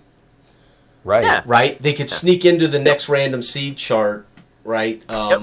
Because we have provided context through our characters that now could be used. In Oh yeah. I had a couple things from the last session sprinkled in there that we hadn't, fully delved into. And that's part of what keeps it so organic, and it's what keeps us engaged. The world feels real immediately to us. Right? 100%. I mean, that buy-in, that player buy-in argument we're always hearing. Can you get your players to buy in? Well, one way to is to let them be their characters. If you tell somebody, dude, who are you? What's your character? Play them. People get bought in to being able to be their hero, be their character, be their. That's easy. Now, what happens if the world also reflects back some of that? We're bought in because it's about us. It's about characters, right? So it's pretty simple that way. Yeah. I'm sorry. Go ahead. Quick question for David. Like the first time you do it, and I understand the first time is kind of. Because everybody always wants to plan something for one. But when you start doing it, and I know people play off the cuff a lot, and so a lot of times you have to wing it, but this here is like a total, like Sam said, you don't go in there with any kind of plan. You kind of sabotage yourself. You just got to hit the ground running, and you feel like naked there. Like, what's going to happen? And you literally have to, you use, like you said, so much narrative and interaction between characters will naturally feed you as you go. But then whenever you feel that lull is when you roll a seed, you go, oh, this is happening. That's right. But how did it feel like I know you played games like Barbarians of Lemuria. I felt like you would be more ingratiated to play Dark Age of Man and take to it well, which it seems you did, because I love the way that you were tying things together as it goes. This is adjacent to my gaming style anyway. So when I was saying, I kind of had to pay attention to what I was doing, because like I said, you guys, I could go on forever, because you guys just wouldn't stop giving me stuff to I could just go forever, but my thing is that we, even though we are playing, as Jason says, to find out and everything, I still wanted to, based off of the seeds that were there, I still wanted to try to, what's the word I want to use? have some closure if possible. Yeah. To some of those seeds that I had. Yeah, and you can absolutely. That was the only. You can roll one seed and allow that one seed to drive the whole session. If we resolve it quickly, then you'll almost have to roll another seed, because if we resolved it, we can resolve some. Or, which is the other reason we say in the book, players might ignore it. Dell and I had a great session where I had the rightful king, and he met the rightful king, and Dell said, "You're a lying son of a bitch," and walked away. And I went, "Fuck, that seed's shit. So let me roll another seed," right? Because Dell just ignored the rightful king seed, right? And the players should be free to do that. So then you're going to have to come up with another variable, right? Yeah, like I said, if possible. That was the only thing. But like I said, there were so many different variables and so many different strands that, I mean, it's endless. The possibilities are literally endless. Yeah, and you can go, in 2 hours can go like that, because you don't have a, okay, man, I've got to get them to the dungeon here before 8 o'clock. No, none of that shit. You're just... I will say that the one thing that I do rely upon is that you guys do play your character. Yes, that's the one thing that I do rely upon. I will say you have to in the system. You have to. Willem doing what he did, nothing surprised me. Nope. Awesome. Dell's character, nothing surprised me. Yeah. Ace's character kind of surprised me when you ran after the sword. Well, we haven't. Well, and I kind of alluded to, the number one is he's arrested, 8-year-old mentality, and I kind of alluded to his interest in the tin thing and it being is it shiny, and so when and the way Sam described the sword and the runes, I'm like, there ain't no way Melton ain't looking over there seeing this and going, damn, I'd like to have that thing. That's nice, So I literally in my head I was like, I heard Melton saying, he's queuing. Sam is queuing my character, and I'm not gonna deny my character's nature. Right. I'm not gonna hurt the guy. I just want that thing. I just want that sword. That's pretty sweet. I could kill a lot of boars with that sword. Was your willingness to sacrifice yourself, was it duty or pride? That's what I wanted. Who, me? Yeah. Oh, willing to sacrifice himself in that situation to walk out. Was it duty or pride? Yeah, was it duty or pride? That's what I want to know. Well, they could have been pilgrims to me. I didn't expect spies, but I am the warden of this land. Duty. So it is my responsibility. Duty. It was duty. Wow. Yeah. Okay. Yeah. That tells me a lot about your character. I didn't even really get the impression that it was necessarily willing to sacrifice himself as much as it was. It felt much more like I'm trying to make the best strategic move possible, which is, and it speaks to his mind. Well, at least this is how I interpreted it, where he comes out, so he will be the distraction. And he described, hopefully our soldiers will come up behind as a pincer, and then I'm off here. Yeah. So if it goes bad, we've got an advantage. But if it doesn't, then he's got it handled. Well, and that's I'm part of that. Check your papers and see if they're able to go through. Well, and that's part of the responsibility. So the other thing too. Yeah. Dell is works for. He's a warden. This is his job, right? He's been told in the end of the last session, you guys go south and stop Mort's bullshit at the border and start. He has to. If he hadn't engaged it, he wouldn't be doing his job, right? Oh yeah. So it was duty. I mean, I saw it immediately as well. That's what he's here to do. He's here to stop people and say, where are you going, right?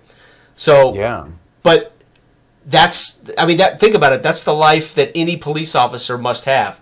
It's my job. I got to pull that guy over, right? It's my job to go into that house, but you know that you could be putting your life on the line. Yeah, but I kind of picture of things in that environment not only being duty, but a sense of like either land or fealty to country, if not, or you know what I mean. Oh yeah. Yeah. Well, and that's I think there's a few things going on there. Well, and that's what I loved when you taunted him with the opportunity to take the coins. That was brilliant. Yeah. It's like this is a chance for Dell to actually show us what his real character is. No, really. I mean, it didn't even cross my mind because of where I'm from and the way I survive. That means little enough to me. I'm just have a deal with him that I can live in those woods and which is to my benefit too to get rid of any kind of that's a good place where you would have given repute. By the way, okay. So okay. we had a session where the same kind of thing came up, and I can't remember who. I think it was Eric, and Eric took it in front. He actually took a bribe in front of people, witnessed it, and I instantly gave him a repute, and that pointed to his reputation just went up, but it went up because he did the thing that was kind of, in that sense, it doesn't sound epic, but it was epic in the sense that it's instant betrayal to the Lord and everybody. Right. So I wouldn't have given him a refute for not taking it. If he had taken it, I would have probably given him a repute, right? Interesting. Right. Well, and in a similar vein, in my game, when we were at a point where Dell's character had been sort of on the fence about, is he going to side with the bishop, or is he going to side with, is he going to go team bad or team good, right? And so I basically put that moral conundrum, right, where it was like, hey, do this thing, join me, we can rule the galaxy as father and son, like whatever, right? The whole thing. And I fully expected him to be like, okay, cool, like let's do this. But he, through all the sessions, he had been subtly kind of like showing his struggle, right, with each miracle that he witnessed, or each thing that he witnessed, right? And so I was like, I legitimately thought he was gonna be evil, side with go team evil, go full on Sith Lord, and he didn't. And I was like, whoa. Yeah.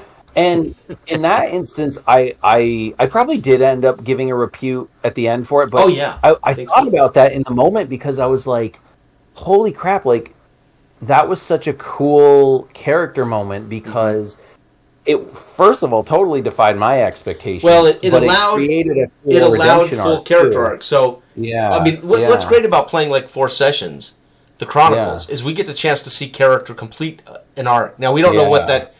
You don't start a game going, okay, my character's going to go. Blah, blah, blah. We don't know how their arc's going to go, but what's cool is over like 4 sessions, you get to see a character maybe complete an arc. Yeah, maybe. Yeah, we certainly saw that in our Chronicles so far, and it comes from authentic character play, because there were moments in that session I didn't know what side Dell was on, which was cool, but at the same time, there were times that I said, he is a Christian. He just thinks this is the Christian way.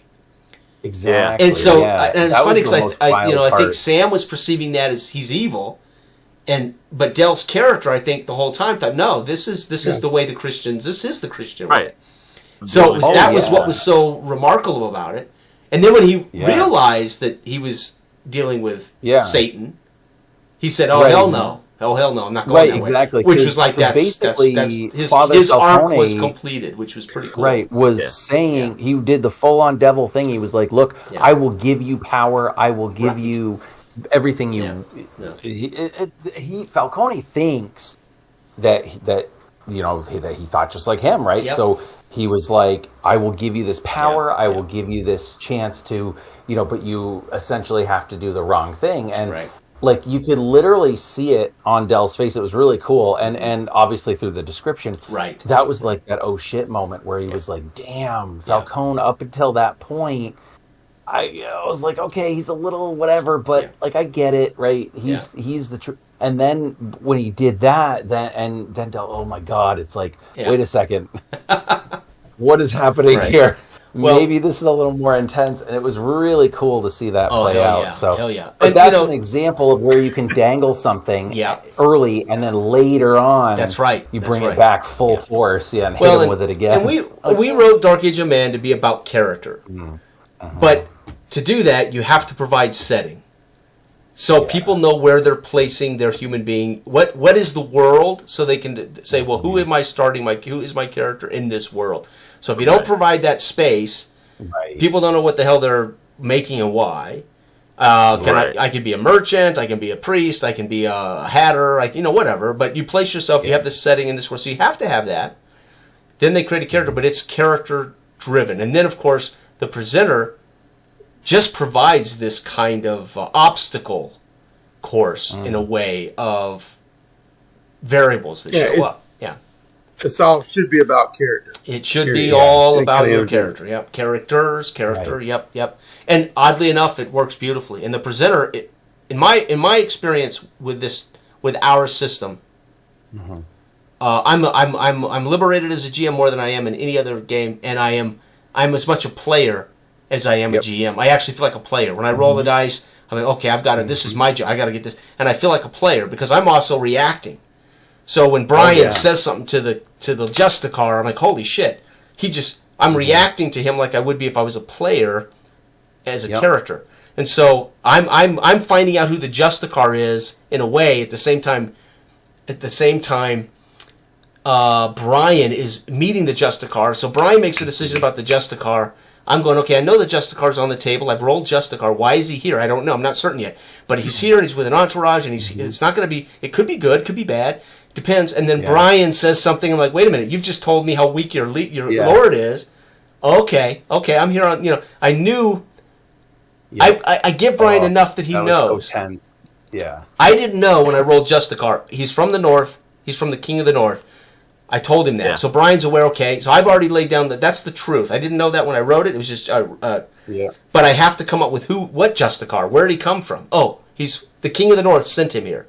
So Brian meets him, and he knows, okay, he's the King of the North's Justicar. And Brian immediately sees him as, an ally, and starts telling him stuff he probably shouldn't tell him, empowering the Justicar, and it becomes incredibly dangerous. And it was so... I had to do so much damage It's control. So rich. It was such a rich experience. Yeah. And I'm playing...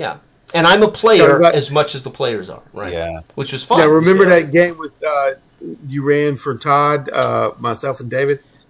Remember that day when we was talking to the Viking? That was a tense situation for me.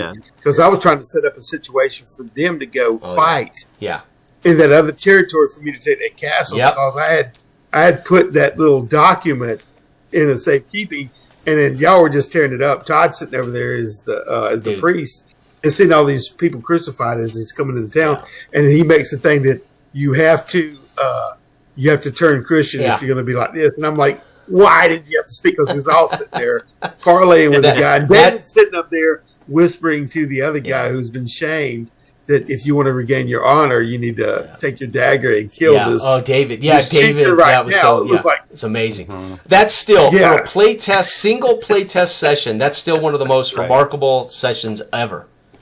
It was amazing. And then David, in a way, had to talk that guy into...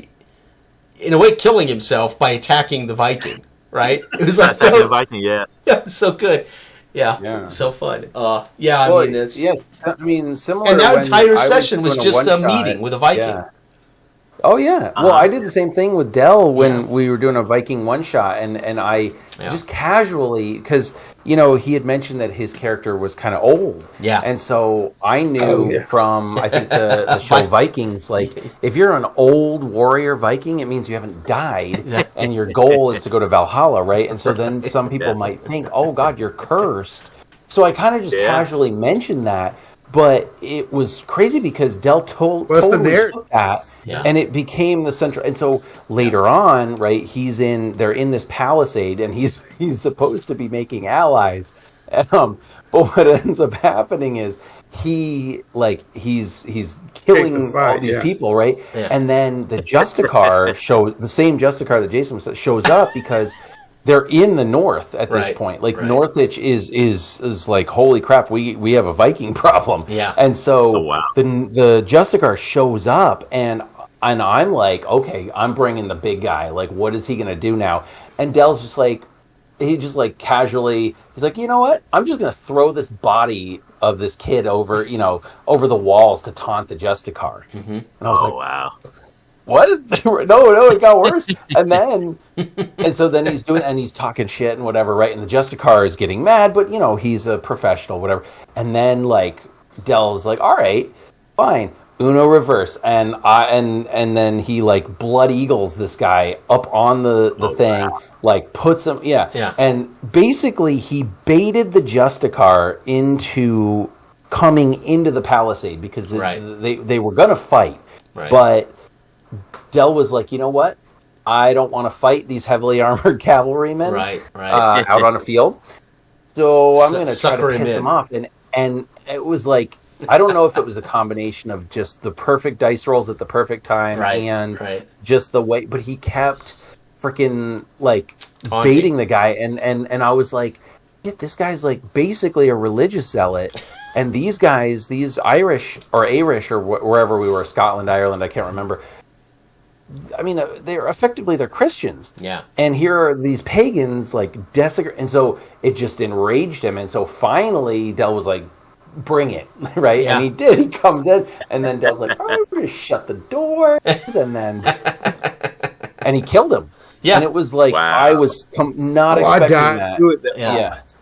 Wow. I died with him at that moment. Yeah. And Oh, it did was you? cool the way Sam Yeah, said it was that great. the door's shut and it was Valhalla, and Jory was playing with me, and he said, Right, "These curse yeah. no longer praise." You know what I mean? Yeah. That Yeah. Yeah. Yeah, Oh, yeah, kind that of was- thing. Up to Valhalla. That's Which awesome. that makes Yeah. me want to go watch the Northman again. Yeah, nothing like being an old Viking, right? Yeah, you failed miserably Yeah. if you're an old Viking. Yeah.